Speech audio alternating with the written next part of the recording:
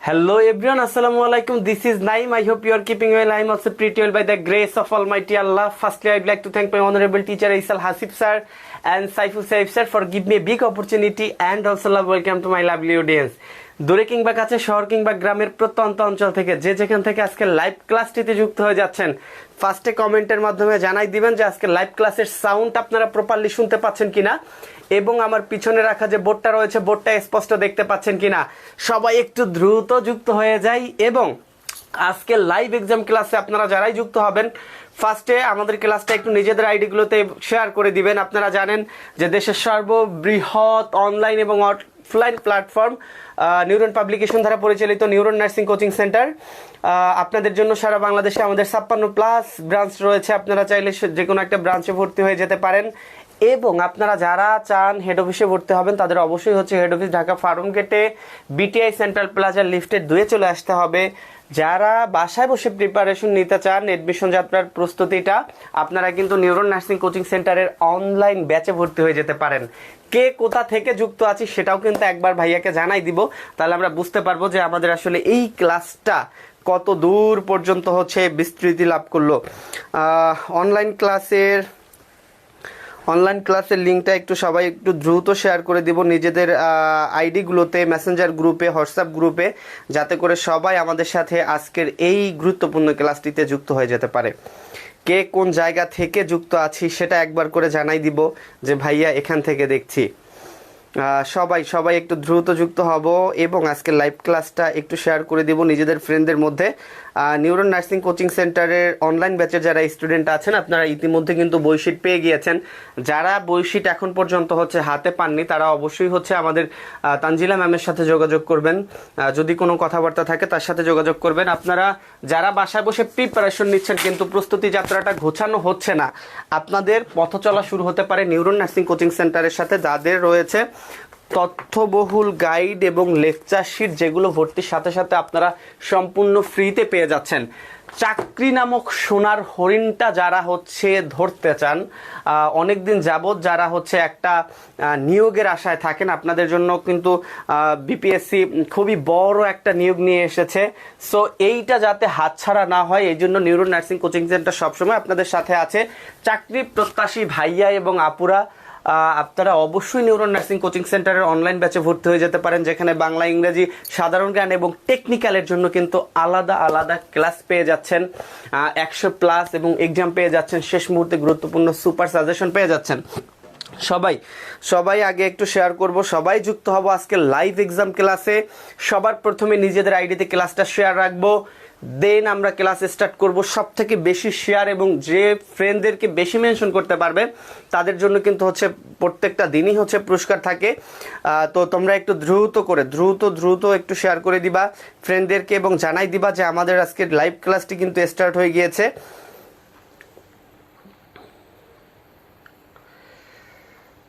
আচ্ছা,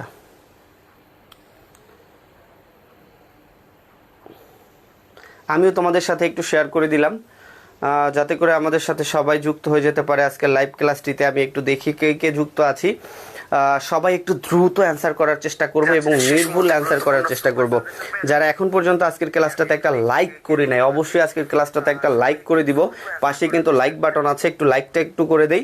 এবং নিজেদের যেসব ফ্রেন্ডরা আছে, আপনাদের যেসব ফ্রেন্ডরা প্রত্যেকটা দিন আমাদের সাথে ক্লাস করে, এই ফ্রেন্ডদেরকে একটু মেনশন করে জানাই দেন তো যে ক্লাস অলরেডি শুরু হয়ে গিয়েছে। দ্রুত আমাদের 133 জন আছে, এটাকে আমরা 200+ দিয়ে যাব। শুধু আপনারা জাস্ট একটা শেয়ার করবেন এবং শেয়ারটা লিখে জাস্ট ডান লিখবেন যে শেয়ার ডান, তাহলে কিন্তু হয়ে যাবে। ঠিক আছে, আপনাদের ফ্রেন্ডদেরকে একটু দ্রুত ইনভাইট করে দেন তো, ফ্রেন্ডদের নামটা একটু মেনশন করে জানাই দেন যে ক্লাসটা শুরু হয়ে গিয়েছে। অনেকে হচ্ছে ক্লাস শেষে আফসোস করে যে ভাইয়া ক্লাস কখন। হচ্ছে রাজশাহী সাথী মিথিলা, ও হচ্ছে দিবা জয়তী, আচ্ছা, এমএসটি ঝর্ণা আক্তার আছে, শ্রী ত্রিপাতা আছে, তারপর হচ্ছে স্বর্ণালী আছে, লামিয়া ইসলাম আয়রা আছে, আসমা খাতুন আছে, জান্নাতুল ফেরদৌস আছে, তহমিনা মারিয়া আছে, রাজশাহী থেকে সাদিয়া আক্তার আছে। রাজশাহী তোমাদের যেসব ফ্রেন্ডরা হচ্ছে তোমার পাশে বসে ক্লাস করে সবাইকে একটু মেনশন করে জানাই দেন। যেসব ভাইয়াপুরা নার্সিংয়ের জব চাকরি পরীক্ষা দিবেন, চাকরি নামক সোনার হরিণটা নিজের করে পেতে চান, তাদের অবশ্যই নিউরো নার্সিং কোচিং সেন্টারের অনলাইন ব্যাচে কিন্তু এখনই হচ্ছে ভর্তি হয়ে যেতে পারেন। বাংলা, ইংরেজি, সাধারণ জ্ঞান এবং টেকনিক্যালের জন্য প্রত্যেকটা সাবজেক্টের জন্য কিন্তু আলাদা আলাদা ক্লাস পেয়ে যাচ্ছেন আপনারা। রংপুর ব্রাঞ্চ থেকে আছে আমাদের সাথে জাকির হাসান, আসসালামু আলাইকুম স্যার, শেয়ার ডান। তারপর হচ্ছে তিমন মণ্ডল ভাই আছে, আমাকে সালাম জানিয়েছেন। এসবি হীরা রাজশাহী থেকে আছে আপু, সুমাইয়া আক্তার আছে, সিরাজগঞ্জ থেকে তামান্না আক্তার রাখি আছে আমাদের সাথে, কথা অধিকারী। সকল ফ্রেন্ডদেরকে একটু মেনশন করে দিব, কারণ অনেকেই হচ্ছে পূজার ছুটি কাটাই এখন পর্যন্ত পড়াশোনায় অ্যাক্টিভ হয় না। ওদেরকে একটু জানাই দাও যে ক্লাস শুরু হয়ে গেছে, সবাইকে অ্যাক্টিভ হতে হবে, পড়াশোনা শুরু করতে হবে, আর কোনো কথা নাই। Okay fine. ফার্স্ট প্রশ্ন, ফার্স্ট অফ অল কথা হচ্ছে সবার ফার্স্টে অ্যান্সার করার ট্রাই করবা, দ্রুত এবং নির্ভুল অ্যান্সার করার ট্রাই করবা। তোমাদের জন্য কিন্তু হচ্ছে নিউরো নার্সিং কোচিং সেন্টারের এই গেঞ্জিগুলো শুধু তোমাদের কুরিয়ার করে পাঠানো হচ্ছে, যাদেরকে পাঠাচ্ছি তারা কিন্তু পাচ্ছেন, এবং আমাদের পেজে কিন্তু তাদের নাম্বার এবং তাদের পরনের টি শার্ট পরা ছবি পর্যন্ত আছে। তো দ্রুত সবাই একটু শেয়ার করে তারপরে অ্যান্সার শুরু করি। ফার্স্ট প্রশ্ন, আজকে আমাদের আলোচ্য বিষয় কিন্তু বাংলাদেশের মহান মুক্তিযুদ্ধ। আপনারা যদি এই ক্লাসটা করেন, মহান মুক্তিযুদ্ধ থেকে যেসব প্রশ্ন আসে এবং আসতে পারে সম্পূর্ণ বিষয় আজকের এই ক্লাসটিতে শেষ হয়ে যাবে। সো মহান মুক্তিযুদ্ধ থেকে 2-3টা প্রশ্ন আপনাদের পরীক্ষায় থাকবেই। আজকের এই একটা ক্লাসে আপনার মহান মুক্তিযুদ্ধের বিষয়ে আর কোনো ঝামেলা থাকবে না, এটা আপনার হয়ে যাচ্ছে। দ্রুত একটু অ্যান্সার করে জানাই দেন, দ্রুত একটু অ্যান্সার করে জানাই দেন যে প্রথম অস্থায়ী সরকার গঠন করা হয় কত তারিখে? Share done. মুনিয়া ইসলাম আনিকা সালাম জানিয়েছেন, উম্মে হাবিবা সালাম জানিয়েছেন, তারপর হচ্ছে সুমাইয়া খাতুন আমাদেরকে সালাম জানিয়েছেন। এসবি হীরা আপু আবার রাজশাহী থেকে। রাজশাহীতে যারা ভর্তি হতে চান তারা অবশ্যই রাজশাহীর পরিচালক বকুল ভাইয়া এবং হীরা আপু কিনা সেটা দেখে তারপরে হচ্ছে ভর্তি হবেন। হীরা আপু এবং বকুল ভাই কিনা সেটা দেখে ভর্তি হবেন। ওকে। জান্নাতুল ফেরদৌস, নাদিয়া ইসলাম নদী আমাদের সাথে যুক্ত আছেন, সানজিদা ইসলাম রেবা যুক্ত আছেন, ইস্যু। সব একটু দ্রুত জানাই, দেশের প্রথম অস্থায়ী সরকার গঠন করা হয় কত তারিখে? ভাই, অস্থায়ী সরকারটা কেন গঠন করছিলাম? একটা দেশে যদি যুদ্ধ পরিচালনা করতে হয় তাহলে ওই দেশের রাষ্ট্রপতির হুকুম থাকতে হয়। রাষ্ট্রপতির সুপারিশ ব্যতীত বা অনুমতি ব্যতীত যুদ্ধে জড়ানো যায় না। এখন 25শে মার্চ যখন পশ্চিম পাকিস্তানিরা আমাদের উপরে একটা হামলা চালালো, আমরা পাল্টা হামলা চালাবো বা যুদ্ধে লিপ্ত হব, সেজন্য আমাদের দেশে একটা সরকার লাগবে। ওই সময় সরকার ছিল না, এই জন্য তাৎক্ষণিক আমরা একটা অস্থায়ী সরকার গঠন করেছিলাম, যেটাকে বাংলাদেশের প্রথম অস্থায়ী সরকার বলা হয়। এই সরকারটা গঠন করা হয়েছিল 10ই এপ্রিল 1971, 10ই এপ্রিল 1971 সালে। তাহলে বাংলাদেশের প্রথম অস্থায়ী সরকার, বাংলাদেশের প্রথম অস্থায়ী সরকার গঠিত হয়েছিল কত তারিখে? 10ই এপ্রিল 1971 সাল। এই সরকার গঠন আমরা করলাম, সরকার গঠন যেদিন করেছি এই দিনকে ঘিরে আর একটা গুরুত্বপূর্ণ এমসিকিউ আছে। এই 10ই এপ্রিল তারিখে বাংলাদেশের স্বাধীনতা ঘোষণাপত্র জারি করা হয়। বারবার পরীক্ষায় আসে যে বাংলাদেশের স্বাধীনতা ঘোষণাপত্র জারি করা হয় কত তারিখে? সবাই একটু দ্রুত জানাই দেন তো। আপনারা মনে করতে পারেন স্বাধীনতার ঘোষণা তার মানে 26শে মার্চ। একটা কথা মনে রাখেন, বাংলাদেশের স্বাধীনতা দিবস 26শে মার্চ, কারণ এই তারিখে বাংলাদেশের স্বাধীনতার ঘোষণা হয়েছিল। তাহলে শুধু যদি বলে বাংলাদেশের স্বাধীনতার ঘোষণা দেওয়া হয় কত তারিখে? 26শে মার্চ। কিন্তু যখনই প্রশ্নটা এভাবে হবে যে স্বাধীনতার ঘোষণাপত্র জারি করা হয় কত তারিখে, তখন আপনার 26শে মার্চ বললে হবে না, তখন আপনাকে বলতে হবে 10ই এপ্রিল। যেদিন বাংলাদেশের প্রথম অস্থায়ী সরকার গঠিত হয় ওদিনই বাংলাদেশের স্বাধীনতা ঘোষণাপত্র পাঠ করা হয় বা জারি করা হয়। তাহলে দেখেন, দুইটা গুরুত্বপূর্ণ এমসিকিউ আমরা সমাধান করলাম। দেশের প্রথম অস্থায়ী সরকার গঠিত হয়েছিল 10 এপ্রিল 1971 সাল, এবং এই 10 এপ্রিল তারিখে বাংলাদেশের স্বাধীনতা ঘোষণাপত্রটা জারি করা হয়। ওকে, এইখান থেকে আপনারা অ্যান্সার করেন। এই চারটার মধ্যেই কিন্তু উত্তরটা আছে, এই চারটা অপশনের মধ্যে উত্তর আছে। সরকার আমরা গঠন করলাম, এখন এই সরকারের তো শপথ বাক্য পাঠ করতে হবে নাকি, যে চাল ডাল যা আসবে এটা জনগণের মধ্যে বিলাই দিব, আমি একটু খাবো না, ঠিক আছে, আর খাইলেও কম কম খাবো, ইমানের সহিত খাবো। এই ইমানের সহিত যে খাবে এই জন্য শপথ বাক্য পাঠ করানো হয়। এই যে প্রথম যে সরকারটা, অস্থায়ী সরকারটা গঠন করা হয়েছিল, এই সরকার শপথ বাক্য পাঠ করেছিল কত তারিখে? সরকার গঠন করলাম 10ই এপ্রিল, কি হইল? গঠন হইল। গঠনের পরে প্রশ্ন হচ্ছে শপথ বাক্য পাঠ করলাম কত তারিখে? দ্রুত একটু জানাই দেন যে বাংলাদেশের প্রথম অস্থায়ী সরকার কত তারিখে শপথ বাক্য পাঠ করেছিল? দ্রুত দ্রুত, কে কে পারবো? তাহমিনারা কি মিনা মারি আমাদের সাথে যুক্ত আছেন, বিন্দু আমাদের সাথে যুক্ত আছেন, মেজাবিন চাঁদনি আছে, এমএসটি জান্নাত আমাদের সাথে যুক্ত আছেন, তামান্না তানজিম আখি যুক্ত আছে, আপন দাস যুক্ত আছে, ঈশিতা ইস্যু যুক্ত আছে, তারপর হচ্ছে নুরাই রহমান যুক্ত আছে, সুমাইয়া আক্তার যুক্ত আছে, এমএসটি লিমা, 10ই এপ্রিল রাফিয়া যারা আমাদের সাথে যুক্ত আছেন, তারপর হচ্ছে বৈশী শাক আমাদের সাথে যুক্ত আছেন। তোমরা তোমাদের যেসব ফ্রেন্ডদেরকে এখন পর্যন্ত মেনশন করো নাই, @ দিলে তোমাদের হাইলাইটস এরকম কিন্তু মেনশন করা যায়। তোমরা তোমাদের ফ্রেন্ডদেরকে একটু হাইলাইটস করে দাও। এরকম দেখো, আমি একটা মেনশন দিচ্ছি, তোমরা এই মেনশনটাকে ফলো করো। এখানে @ চাপ দিবা, দেখবা যে হাইলাইটস আসছে, এই যে হাইলাইটসটা দিয়ে দিবা, দেখবা যে হচ্ছে হয়ে যাবে, ঠিক আছে। @ দিয়ে চাপ দিলেই দেখবা যে হাইলাইটস চলে আসে, এটাকে একটু চাপ দিয়ে দিবা। এই যে দেখো আমি একটা কমেন্ট করেছি, দেখছো, দেখতে পাচ্ছ? ওকে, এই মুজিবনগর সরকার দেশের প্রথম অস্থায়ী সরকার ও শপথ বাক্য পাঠ করেছিল 17ই এপ্রিল 1971। 17ই এপ্রিল 1971 সালে দেশের প্রথম অস্থায়ী সরকার হচ্ছে শপথ বাক্য পাঠ করে। মজার বিষয় হচ্ছে এই 17ই এপ্রিল তারিখে বাংলাদেশকে কোন রাষ্ট্র হিসেবে যেন ঘোষণা করা হয়, যেটা আপনাদের নার্সিং পরীক্ষায় এখন পর্যন্ত 3 থেকে 4 বার রিপিট হয়েছে, 3 থেকে 4 বার রিপিট হয়েছে যে বাংলাদেশকে গণতন্ত্র অথবা প্রজাতন্ত্র হিসেবে ঘোষণা করা হয় কত তারিখে? গণতন্ত্র অথবা প্রজাতন্ত্র হিসেবে ঘোষণা করা হয় কত তারিখে? মনে রাখবেন যে এই তারিখে আমরা শপথ বাক্য পাঠ করেছিলাম, এই তারিখেই বাংলাদেশকে গণতন্ত্র অথবা প্রজাতন্ত্র রাষ্ট্র হিসেবে ঘোষণা করা হয়। তাহলে দেখেন আমরা একটা এমসিকিউ দিয়ে কতগুলো এমসিকিউ শিখলাম। এগুলো কি আপনারা হচ্ছে নোট করতে পেরেছেন? এগুলো কি নোট করতে পেরেছেন? হাইলাইটস দিয়ে দিছে হচ্ছে ফুয়াদ, তারপর হচ্ছে ঈশিতা ইস্যু, থ্যাংক ইউ। রুবাইয়া ইয়াসমিন আমাদের সাথে যুক্ত আছেন, মেহজাবিন বিন্দু যুক্ত আছে, রিমা আক্তার যুক্ত আছে, জান্নাতুল ফেরদৌস যুক্ত আছে, অনেকেই, ঠিক আছে। তাইলে একটু দেখেন আমরা একটা প্রশ্ন শিখতে এসে কি কি শিখলাম, আবার একটু দেখি। বাংলাদেশের প্রথম অস্থায়ী সরকার গঠিত হয়েছিল 10 এপ্রিল 1971। এই তারিখে আবার বাংলাদেশের স্বাধীনতা ঘোষণাপত্রটা জারি করা হয়, রাইট। এই যে প্রথম অস্থায়ী সরকারটা গঠন করছিলাম, এরা শপথ বাক্য পাঠ করছিল 17ই এপ্রিল তারিখে। তার মানে যদি প্রশ্ন আসে যে অস্থায়ী সরকার শপথ বাক্য পাঠ করে কত তারিখে?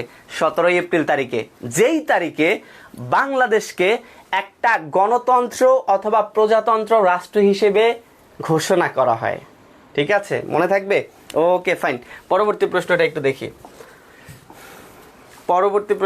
দেখি। কে বাংলাদেশের কোথা থেকে যুক্ত আছি? একটু দ্রুত ভাইয়াকে জানাই দিব যে কে বাংলাদেশের কোথা থেকে যুক্ত আছি, কারণ আমার জানতে হবে যে কে কোন জায়গা থেকে যুক্ত আছে এবং কেউ বান্দরবনের আছেন কিনা। বান্দরবন গিয়ে কিন্তু আপনাদের অনেক খুঁজেছি। এই পূজার বন্ধে রিসেন্টলি আমরা নিউরন পরিবার কিন্তু গিয়েছিলাম বান্দরবন বেড়াতে। মোটামুটি প্রাকৃতিক সৌন্দর্যের এক অপরূপ লীলাভূমি এই জায়গাটা, অনেক সুন্দর আলহামদুলিল্লাহ। তো আপনারা একটু জানান যে বাংলাদেশের কে কোন জায়গা থেকে যুক্ত আছেন। ভাই আমাদের কি দেখেন না? প্রিয়ন্তী দাস দেখেছি, বোন দেখেছি, নোট ডান। ফারজানা, তারপর হচ্ছে আমি ঢাকা থেকে, তোমার নাম কি? কবিতা রয়, আচ্ছা। জাকির হোসেন আমাদের সাথে যুক্ত আছেন, রাজশাহী থেকে জাকির হাসান যুক্ত আছেন। গণতন্ত্র বা প্রজাতন্ত্র রায়ের বাজার ঢাকা থেকে আছে, বরিশাল থেকে আছে মনি আহমেদ, আমার জেলার খালেদা ইমরোজ আছে আমাদের সাথে। আচ্ছা, সবাই সবাই একটু হচ্ছে হাইলাইটস করে দিব, এবং যেসব ফ্রেন্ডরা তোমার পাশে বসে পাশের বেঞ্চে বসে ক্লাস করে ওদেরকে একটু হচ্ছে ইনবক্সে দিয়ে দিব ক্লাসের লিঙ্কটা, যে দ্রুত যুক্ত হয়ে যা, একটা গেঞ্জি পাওয়ার সুযোগ আছে। আচ্ছা, প্রথম যে অস্থায়ী সরকারটা আমরা গঠন করলাম, এই অস্থায়ী সরকার যেহেতু গঠন করছে, সেখানে একজন প্রধানমন্ত্রী থাকবে, রাষ্ট্রপতি থাকবে, অর্থমন্ত্রী থাকবে, স্বরাষ্ট্রমন্ত্রী থাকবে। এখন প্রশ্নটা হচ্ছে, দেশের প্রথম অস্থায়ী সরকারের কৃষিমন্ত্রী কে ছিল? দেশের যে প্রথম অস্থায়ী সরকারটা আমরা গঠন করেছিলাম, এটার কৃষিমন্ত্রী কে ছিল? এটা বারবার ভাই পরীক্ষায় আসে, কৃষিমন্ত্রীটাই সব থেকে বেশি আসে। আপনারা একটু দ্রুত জানাই দেন তো। দেখেন, আমরা একটা প্রশ্ন দিয়ে কতগুলা শিখি। আমরা 10ই এপ্রিল অস্থায়ী সরকার গঠন করলাম, এই তারিখে বাংলাদেশের স্বাধীনতা ঘোষণাপত্র জারি করা হয়, 17 তারিখ অস্থায়ী সরকার শপথ বাক্য পাঠ করলো, যেই তারিখে আমরা জানলাম যে বাংলাদেশকে এই তারিখে গণতন্ত্র অথবা প্রজাতন্ত্র বলে ঘোষণা করা হয়েছে। এখন প্রশ্ন হচ্ছে, এই অস্থায়ী সরকারের কৃষিমন্ত্রীকে আমরা সবাই জানি, এইচ.এম. কামরুজ্জামান ছিল কৃষিমন্ত্রী।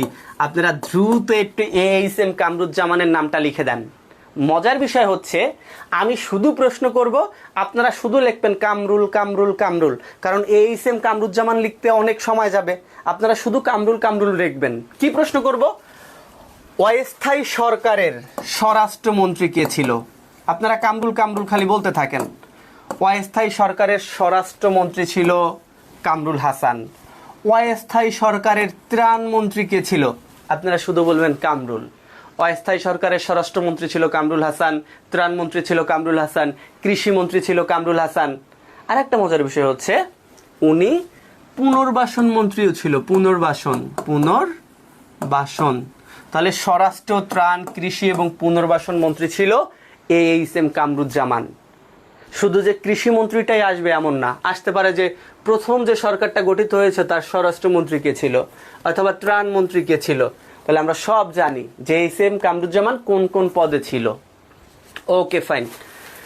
স্বরাষ্ট্র, কৃষি টিরিষি জানলাম, কিন্তু এখানে অস্থায়ী, দেশের প্রথম অস্থায়ী সরকারের কৃষি যদি না এসে ডাইরেক্ট যদি প্রধানমন্ত্রীর নাম জানতে চায়, যেহেতু বাংলাদেশের সরকার প্রধান হচ্ছে প্রধানমন্ত্রী, আমাদের এটা রাষ্ট্রপতি শাসিত সরকার ব্যবস্থা না, তার মানে প্রধানমন্ত্রী যেহেতু আমাদের ক্ষমতা বেশি, প্রধানমন্ত্রীর থেকে যদি প্রশ্ন আসে যে প্রথম অস্থায়ী সরকারের প্রধানমন্ত্রীর দায়িত্ব কে ছিল, আপনারা দ্রুত বলেন তো। আমরা মহান মুক্তিযুদ্ধের সময় যে প্রথম একটা অস্থায়ী সরকার গঠন করেছিলাম, বা দেশের প্রথম যে সরকারটা গঠিত হয়েছিল, এটার প্রধানমন্ত্রী কে ছিল? দ্রুত অ্যান্সার করবেন। যারা পাশে বসে, আমাদের পাশে বসে যারাই হচ্ছে ক্লাস করে, আপনারা একটু দ্রুত একটু শেয়ার করে দেন, তাদেরকে একটু কাইন্ডলি জানাই দেন যে ক্লাস শুরু হয়ে গিয়েছে। গেঞ্জির রেইচে তুমি কেন পিছিয়ে থাকবা, তুমিও চলে আসো। দেশের সর্ববৃহৎ online platform neuron nursing coaching সেন্টারে যারা এখন পর্যন্ত আপনারা ভর্তি হন নাই, দ্রুত ভর্তি হয়ে যেতে পারেন। আমাদের এই প্ল্যাটফর্মে ভর্তি হলেই কিন্তু আপনি গাইড এবং লেকচার শিট সম্পূর্ণ একেবারে ফ্রিতে পেয়ে যাচ্ছেন। ঠিক আছে? তো বাসায় বসে যারা প্রিপারেশন নিচ্ছেন, প্রিপারেশন গোছানো হচ্ছে না, আপনারা দ্রুত একটু আপনাদের ফ্রেন্ডদেরকে একটু মেনশন করে দেন। দেখেন, এখানে 235 জনের মতো অ্যাড আছে। আমরা যদি শেয়ার করি একটু বেশি, আমাদের এই ফ্যামিলিটা 300 পর্যন্ত নিয়ে যাওয়া সম্ভব। জাস্ট আপনারা একটু শেয়ার করবেন, আপনাদের যাদের পাশে বসে ক্লাস করেন প্রত্যেকটা দিন, আপনারা ওইভাবে হচ্ছে ক্লাসটা চালিয়ে যান। মানে ওনাদেরকে একটু শেয়ার করে দেন, ওনাদের মেসেঞ্জারে দিয়ে ক্লাস করতে বলেন। তাহলে দেখেন, প্রধানমন্ত্রী থেকে যদি পরীক্ষায় প্রশ্ন আসে, তাহলে আপনারা বলতে পারবেন তাজউদ্দিন আহমেদ ছিল মুজিবনগর, অথবা দেশের প্রথম যে সরকারটা গঠন করা হয়েছিল এটার প্রধানমন্ত্রী, প্রথম অস্থায়ী সরকারের প্রধানমন্ত্রী ছিল তাজউদ্দিন আহমেদ। ওকে, প্রধানমন্ত্রীও আসলো না, কি আসলো? যে মুজিবনগর সরকারের অর্থমন্ত্রী কে ছিল? অর্থমন্ত্রী যিনি ছিল, উনি শিল্প এবং বাণিজ্য মন্ত্রীও ছিল। তার মানে মুজিবনগর সরকারের অর্থ, শিল্প এবং বাণিজ্য মন্ত্রী কে ছিল? যদি পরীক্ষায় প্রশ্ন আসে তাহলে কি আমরা পারবো? দ্রুত একটু জানাই তো, মুজিবনগর সরকারের অর্থ, শিল্প এবং বাণিজ্য মন্ত্রী কে ছিল যদি প্রশ্ন করা হয়, তাহলে আপনারা বলবেন মনসুর আলী। কেন বলবেন? দেখেন, অর্থ এটাই মুনাফা আছে, শিল্প এটাই হচ্ছে একটু মুনাফা আছে, তারপর হচ্ছে বাণিজ্য এটা তো মুনাফা আছে, তাহলে মুনাফা থেকে হবে মনসুর। তো তাহলে প্রথম যে সরকারটা গঠিত হয়েছিল বাংলাদেশে, সেই সরকারের অর্থ, শিল্প এবং বাণিজ্য মন্ত্রী ছিল এম মুনসুর আলী।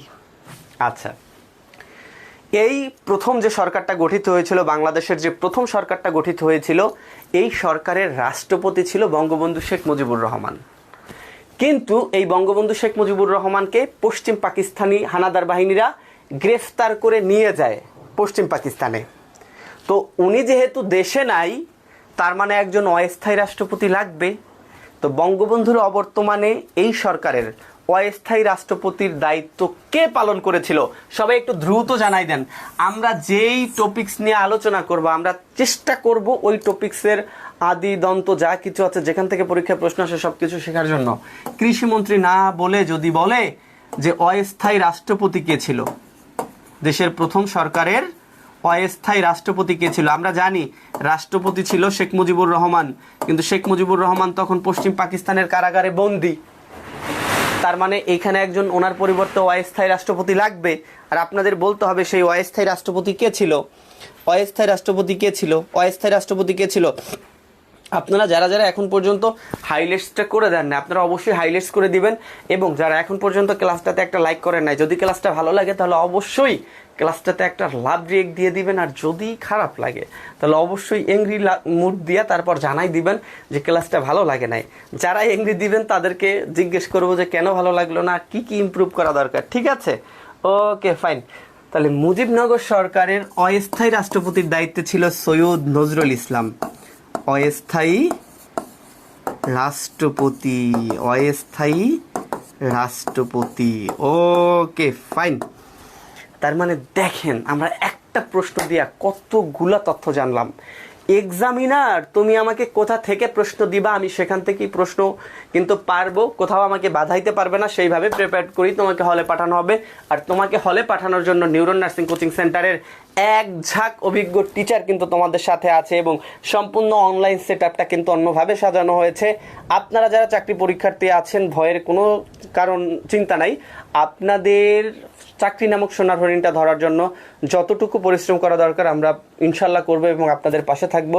চেষ্টাটা আপনার করতে হবে, বাদ বাকিটা আমরা ইনশাল্লাহ আপনাকে সঠিক গাইডলাইন দিব।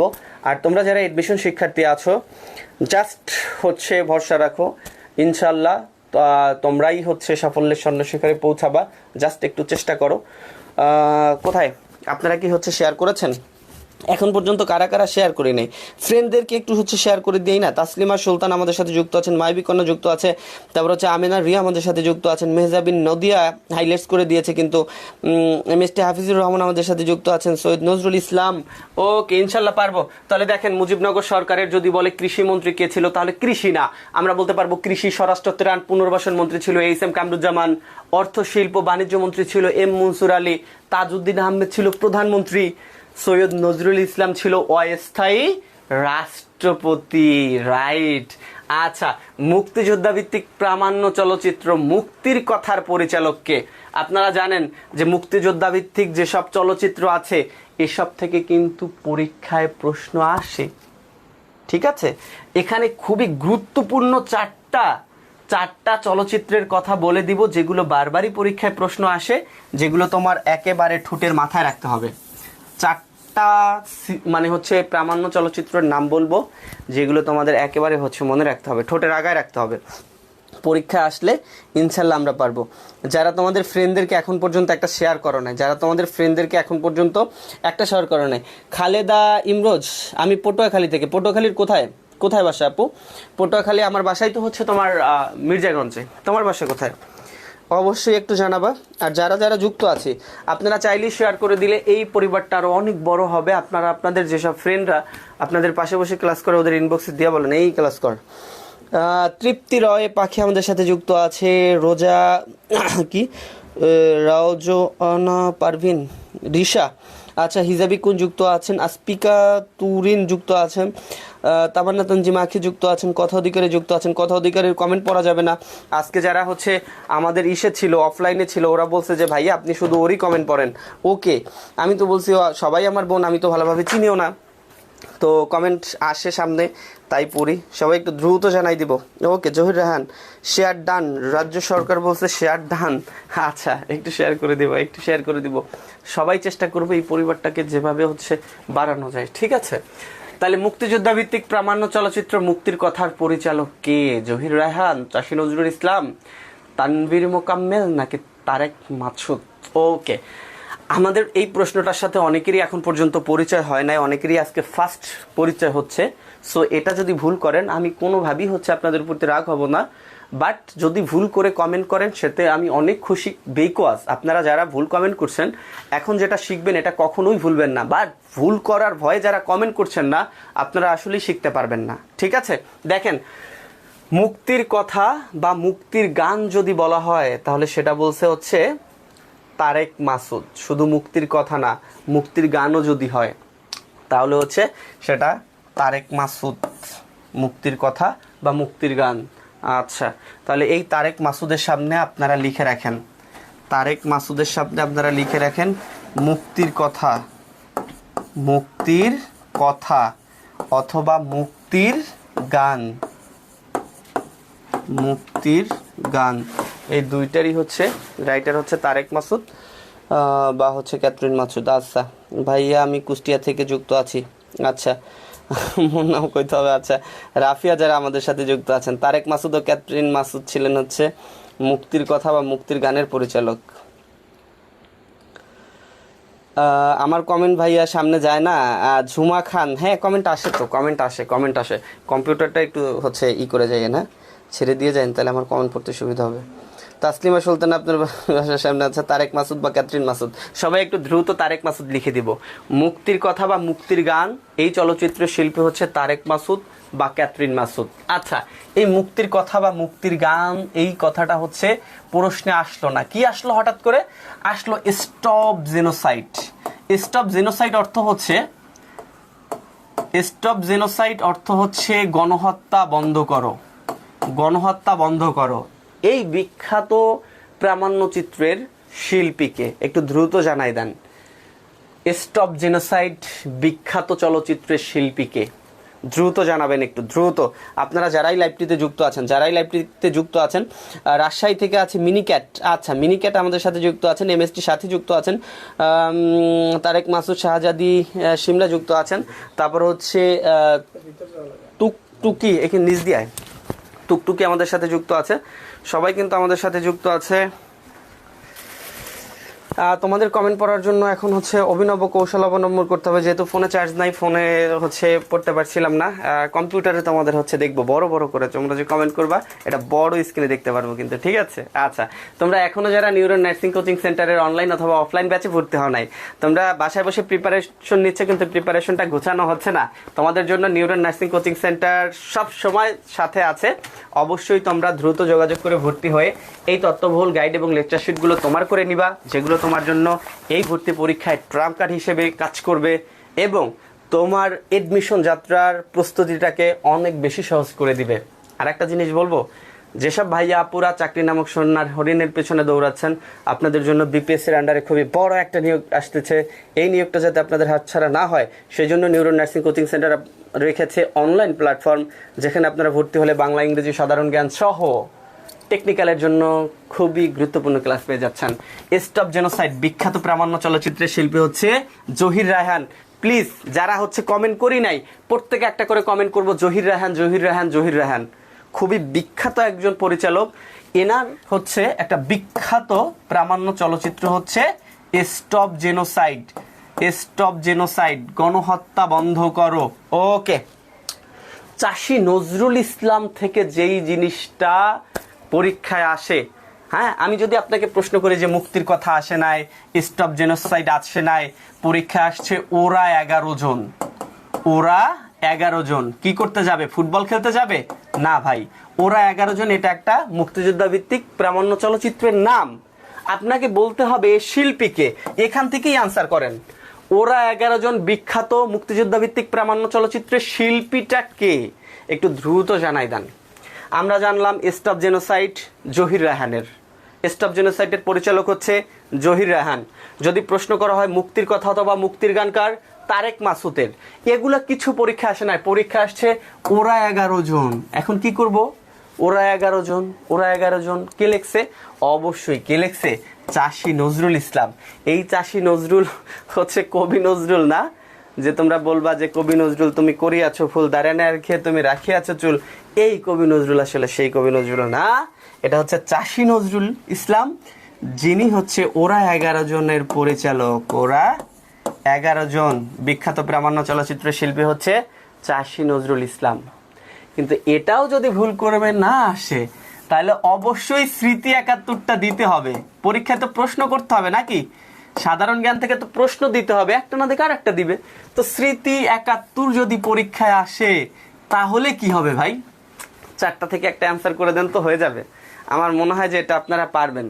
যারা এখন পর্যন্ত নিজেদের ফ্রেন্ডদেরকে মেনশন করি নাই, তারা অনেক বড় ভুল করতেছি, ফ্রেন্ডদেরকে ঠকাচ্ছি। হ্যাঁ, আপনারা অবশ্যই হচ্ছে বিশ্বস্ত বন্ধু হয়ে যান সবার, একটু দ্রুত করে নিজেদের ফ্রেন্ডদেরকে মেনশন করে জানাই দেন যে আমাদের অলরেডি ক্লাস শুরু হয়ে গিয়েছে, ক্লাস চলতেছে, একটু দ্রুত হ্যাঁ, একটু দ্রুত।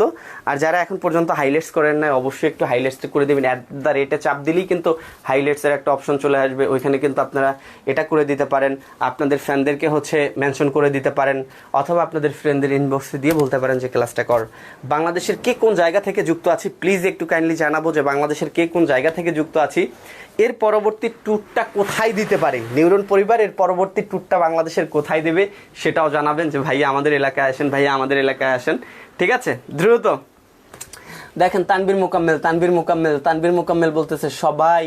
আচ্ছা, তানভীর মোকাম্মেল বলতেছে, তানজিলা তিশা, বিয়াস বৈশাখী না, আচ্ছা, সুফিয়া আক্তার আমাদের সাথে যুক্ত আছেন, নাসরিন আক্তার লাবণী যুক্ত আছেন, সানজিদা রহমান যুক্ত আছে আমাদের সাথে, রেবা, আচ্ছা, কি অর্পিতা হালদার আমাদের সাথে যুক্ত আছেন, রিমা আক্তার যুক্ত আছেন, লাইলি তুল জান্নাত আমাদের সাথে যুক্ত আছেন, রাবিয়া বসরি মিম যুক্ত আছে কিন্তু আমাদের সাথে, সুফিয়া বিনতে শিফা আমাদের সাথে যুক্ত আছেন, SN নিহা আমাদের সাথে যুক্ত আছেন, প্রিঙ্ক অধিকারী যুক্ত আছেন, রজব পারভিন যুক্ত আছেন, তারপর হচ্ছে মাহতাবি আমাদের সাথে যুক্ত আছে, জান্নাত মেহেক, আচ্ছা, নাহিদা আমাদের সাথে যুক্ত আছেন, উর্মি একটা তন্নি যুক্ত আছেন। বলতে হবে কে কোন বাংলাদেশের কোন জায়গা থেকে যুক্ত আছেন, কে কোন জায়গা থেকে যুক্ত আছেন সেটা একটু জানাবেন অবশ্যই। তানভীর মোকাম্মেল লিখছে স্মৃতি 71। তাহলে দেখেন কতগুলো হচ্ছে MCQ শিখলাম, এভাবেই শিখতে হবে ভাই। ঠিক আছে, আপনার যে অপোনেন্ট যে প্রশ্ন করবে, এ তো আপনার অপোনেন্ট পার্টি নাকি, একে কোনো সুযোগই দেওয়া যাবে না ভাই। প্রশ্ন কোথা থেকে করবেন আপনি, আমি ওইভাবেই নিজেকে যুদ্ধে প্রিপেয়ার করে আসব। ঠিক আছে, আপনার ভর্তি পরীক্ষা এটা একটা ভর্তি যুদ্ধ, এখানে আপনাকে যদি বিজয় লাভ করতে হয় আপনাকে নিজেকে ওইভাবেই তৈরি করতে হবে যেন পরীক্ষার হল থেকে হাসি মুখে আপনি বের হতে পারেন। আর ইনশাল্লাহ নিউরন পরিবার আপনার পাশে সবসময় আছে, এরা চেষ্টা করবে আপনার মুখে হাসিটা ধরে রাখতে। তাহলে দেখেন, জহির রাহানের বিখ্যাত একটা প্রামাণ্য চলচ্চিত্র হচ্ছে স্টপ জেনোসাইড, চাষী নজরুল ইসলামের একটা বিখ্যাত প্রামাণ্য চলচ্চিত্র হচ্ছে ওরা 11 জন, তানভীর মোকাম্মেলের একটা বিখ্যাত চলচ্চিত্রের নাম হচ্ছে স্মৃতি 71। মুক্তির কথা বা মুক্তির গান বললে আপনারা বলবেন এটা তারেক মাসুদের। ওকে ফাইন, পরবর্তী প্রশ্নটা যাই। প্রত্যেককে কিন্তু কমেন্ট যুদ্ধে ঝাঁপাই পড়তে হবে, ঠিক আছে? S-Force কার নাম অনুসারে গঠন করা হয়েছিল? আপনারা কি এটা জানেন? S-Forceটা কার নাম অনুসারে গঠন করা হয়েছিল? যারা এখন পর্যন্ত আপনাদের ফ্রেন্ড সার্কেলদেরকে মেনশন করেন নাই, ভাই কেন মেনশন করেন না আমি জানি না। আপনারা কি চান না যে নিউরন পরিবারটা অনেক বড় হোক, অনেক উপরে চলে যাক? হ্যাঁ, তোমরা আছো তাই নিউরন সাফল্যের পথে হেঁটে যায়, হেঁটে যেতে যেতে বহুদূর যেতে চায়। তোমাদের মানে হচ্ছে হাত ধরে কিন্তু হচ্ছে নিউরন এগিয়ে যাবে সাফল্যের সন্ধানে শিখরে। তোমরাই হচ্ছে নিউরনের ব্র্যান্ডিং করবা, তোমরাই হচ্ছে এটার প্রচার প্রসার ঘটাবা। অবশ্যই আমাদের সাথে থাকবা। এই পরিবারের সাথে একবার যদি তোমার কানেকশন হয়ে যায়, এই কানেকশন তোমার আমৃত্যু পর্যন্ত থাকবে। কারণ তুমি এডমিশনে আমাদের পড়া পড়বা, নার্সিং সেক্টরে যখন একাডেমিক বই পড়বা তখন আমাদের লেখা বই পড়বা, তুমি হচ্ছে যখন লাইসেন্সের পরীক্ষা দিতে যাবা তখন নিউরনের বই পড়বা, চাকরি পরীক্ষা দিতে গেলে আমাদের কাছে আবার কোচিং করবা। তো এই যে একটা বন্ধন, এটা সারা জীবন থাকবে, ঠিক আছে? দ্রুত অ্যান্সার করো। মেজর শফিউল্লাহ, দেখেন প্রশ্নগুলো একটু খেয়াল করেন ভাই। টোটাল মহান মুক্তিযুদ্ধের সময় 3টা ফোর্স গঠন করা হয়েছে, যার মধ্যে এইটা পরীক্ষায় অলরেডি আসছে। এটা ডান, এটা ডান, এটা আপনাদের নার্সিং পরীক্ষা আসছে যে এস ফোর্সটা কার নাম অনুসারে গঠন করা হয়েছে। এখন মহান মুক্তিযুদ্ধের সময় ফোর্স গঠনই করা হয়েছে টোটাল 3টা। ফোর্স গঠনই করা হয়েছে কয়টা? 3টা। 3টাই যদি আমি শিখি তাহলে কি আমাকে ফোর্স থেকে কোনো প্রশ্ন আসলে পরীক্ষায় বাধা দিতে পারবে? পারবে না। এই প্রশ্নটা আপনাদের নার্সিং পরীক্ষা আসছে 2021-এ। তাহলে দেখেন এস ফোর্সটা কার নাম অনুসারে গঠন করা হয়েছিল? আপনি জানেন যে এস ফোর্স মেজর শফিউল্লাহ লিখতে এস লাগে, আর এই মেজর শফিউল্লাহ নাম অনুসারে এস ফোর্সটা গঠন করা হয়েছিল। তাহলে এস ফোর্সটা কার নাম অনুসারে গঠন করা হয়েছিল? মেজর শফিউল্লাহর নাম অনুসারে। এস ফোর্সটা যদি না এসে আপনাকে যদি বলে যে এস ফোর্স আসে নাই, আসলো হচ্ছে জেড ফোর্স, আমরা কি পারবো না ভাই? জেড ফোর্স কার নাম অনুসারে গঠন করা হয়েছিল? দেখি তো কে কে পারে। মহান মুক্তিযুদ্ধের সময় ফোর্স গঠন করা হয়েছিল 3টা। এর মধ্যে একটা হচ্ছে এস ফোর্স, যেটা আমরা এইমাত্র পড়লাম মেজর শফিউল্লাহর নামে। একটা হচ্ছে জেড ফোর্স, আর একটা হচ্ছে কে ফোর্স। তো আপনারা একটু দ্রুত জানাই দেন তো যে জেড ফোর্স কার নাম অনুসারে গঠিত হয়েছে। ওকে, রাইট, আপনারা অনেকেই পেরেছেন। জেড ফোর্সটা মেজর জিয়াউর রহমানের নাম অনুসারে গঠিত হয়েছে। সবাই একটু Z force major Ziaur Rahman, Z force major Ziaur Rahman, ঠিক আছে। এস ফোর্স যেটা নার্সিং পরীক্ষায় আসছে সেটা গঠিত হয়েছিল মেজর শফিউল্লাহর নাম অনুসারে। ফোর্স বাকি কোনটা? 2 নাম্বারটা ফোর্সের নাম কি? K force. মহান মুক্তিযুদ্ধের সময় 3টা ফোর্স গঠিত হয়েছিল। একটা হচ্ছে জেড ফোর্স মেজর জিয়াউর রহমানের নামে, একটা হচ্ছে এস ফোর্স মেজর শফিউল্লাহর নামে, বাকি থাকে আর একটা, সেটা শিখবো না অবশ্যই, সেটা হচ্ছে কে ফোর্স। আপনাদেরকে বলতে হবে কে ফোর্সটা কার নাম অনুসারে গঠিত হয়েছিল। 3টা ফোর্সের মধ্যে কে ফোর্সটা কার নাম অনুসারে গঠিত হয়েছিল? দ্রুত একটু জানাই দিবেন। কে ফোর্সটা কার নাম অনুসারে গঠিত হয়েছে? কে ফোর্সটা কার নাম অনুসারে গঠিত হয়েছে? পারবো আমরা? অবশ্যই পারবো। সেটা হচ্ছে মেজর খালেদের নামে গঠিত হয়েছিল কে ফোর্স। ওকে, ফাইন। যারা যুক্ত আছে কিন্তু এখন পর্যন্ত হচ্ছে আজকে লাইভ ক্লাসটা শেয়ার করে নেয়, ক্লাসটা কেমন হচ্ছে তোমরা একটু জানাই দিবা। এর থেকে যদি তোমাদের কোনো বেটার ওয়েতে শেখানো যায় সেই পদ্ধতিটাও আমাকে জানাবা, যে ভাইয়া এভাবে না শিখাইয়া যে প্রশ্নটা আছে শুধু যদি এইটার তথ্যই দিয়া দেন যে এস ফোর্স কার নাম অনুসারে গঠিত হয়েছে মেজর শফিউল্লাহর নামে, এরপর যদি আর আলোচনা না করে যদি চলে যান তাহলে সেই জিনিসটা বেটার হয়। তাহলে সেটাও কিন্তু জানাইতে পারো। আর যদি চাও যে না যে টপিক্সে ঢুকবো ওই টপিক্সটা একেবারে শেষ করে বেরোবো, যেমন তোমাদের এস ফোর্স কার নাম অনুসারে মেজর শফিউল্লাহর নাম অনুসারে, প্রশ্নের উত্তর এতটুকু। কিন্তু এরপরে যে আর 2টা ফোর্স আছে, মোট ফোর্স 3টা, বা হচ্ছে এগুলো এই 2টা কার নাম অনুসারে সেটা জানলা, এইভাবে পড়াবো নাকি যেই প্রশ্নের উত্তর সেটা দিয়ে চলে যাব? ওকে, ফাইন। তাহলে দেখো মহান মুক্তিযুদ্ধের সময় 3টা ফোর্স গঠিত হয়েছিল। মেজর জিয়াউর রহমানের নামে জেড ফোর্স, মেজর খালেদের নামে কে ফোর্স, মেজর শফিউল্লাহর নামে এস ফোর্স। আচ্ছা, পরবর্তী প্রশ্নটা দেখেন, কোন উপজাতি মুক্তিযুদ্ধ অবদানের জন্য বীর বিক্রম উপাধি পায়? ঠিক আছে, বীর বিক্রম উপাধি পেয়েছে কতজন? আমরা সবাই জানি যে 4টা ক্যাটাগরিতে আমরা খেতাব দিয়েছিলাম, যার মধ্যে সর্বশ্রেষ্ঠ খেতাবটা হচ্ছে বীর শ্রেষ্ঠ, যার সংখ্যা আছে 7 জন। পরবর্তী খেতাবটা হচ্ছে বীর উত্তম, যার সংখ্যা হচ্ছে 67 জন।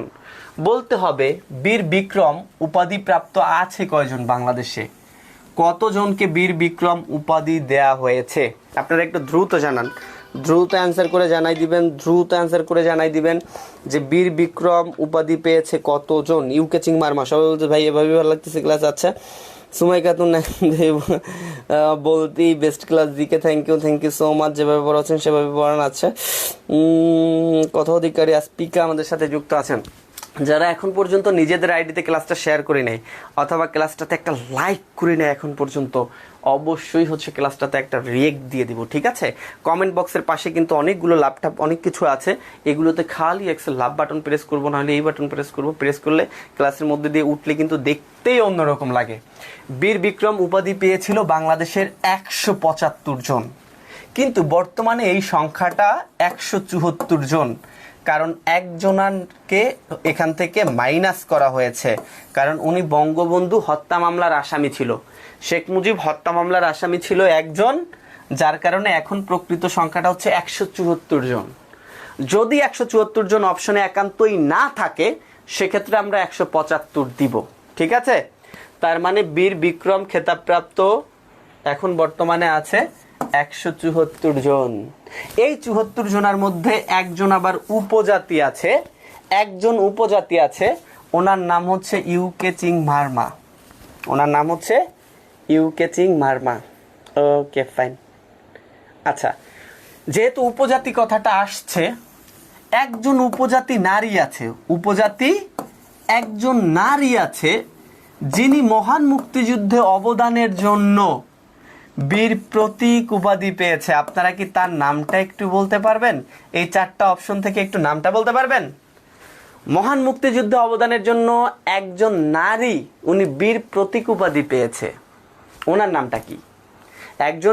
একজন হচ্ছে উপজাতি পুরুষ উপাধি পেয়েছে, ওনার নাম ইউকে চিং মারমা, আর একজন নারী আছে উপজাতি, উনিও উপাধি পাইছে, বীর প্রতীক উপাধি পাইছে, বীর বিক্রম না, বীর প্রতীক উপাধি পেয়েছে।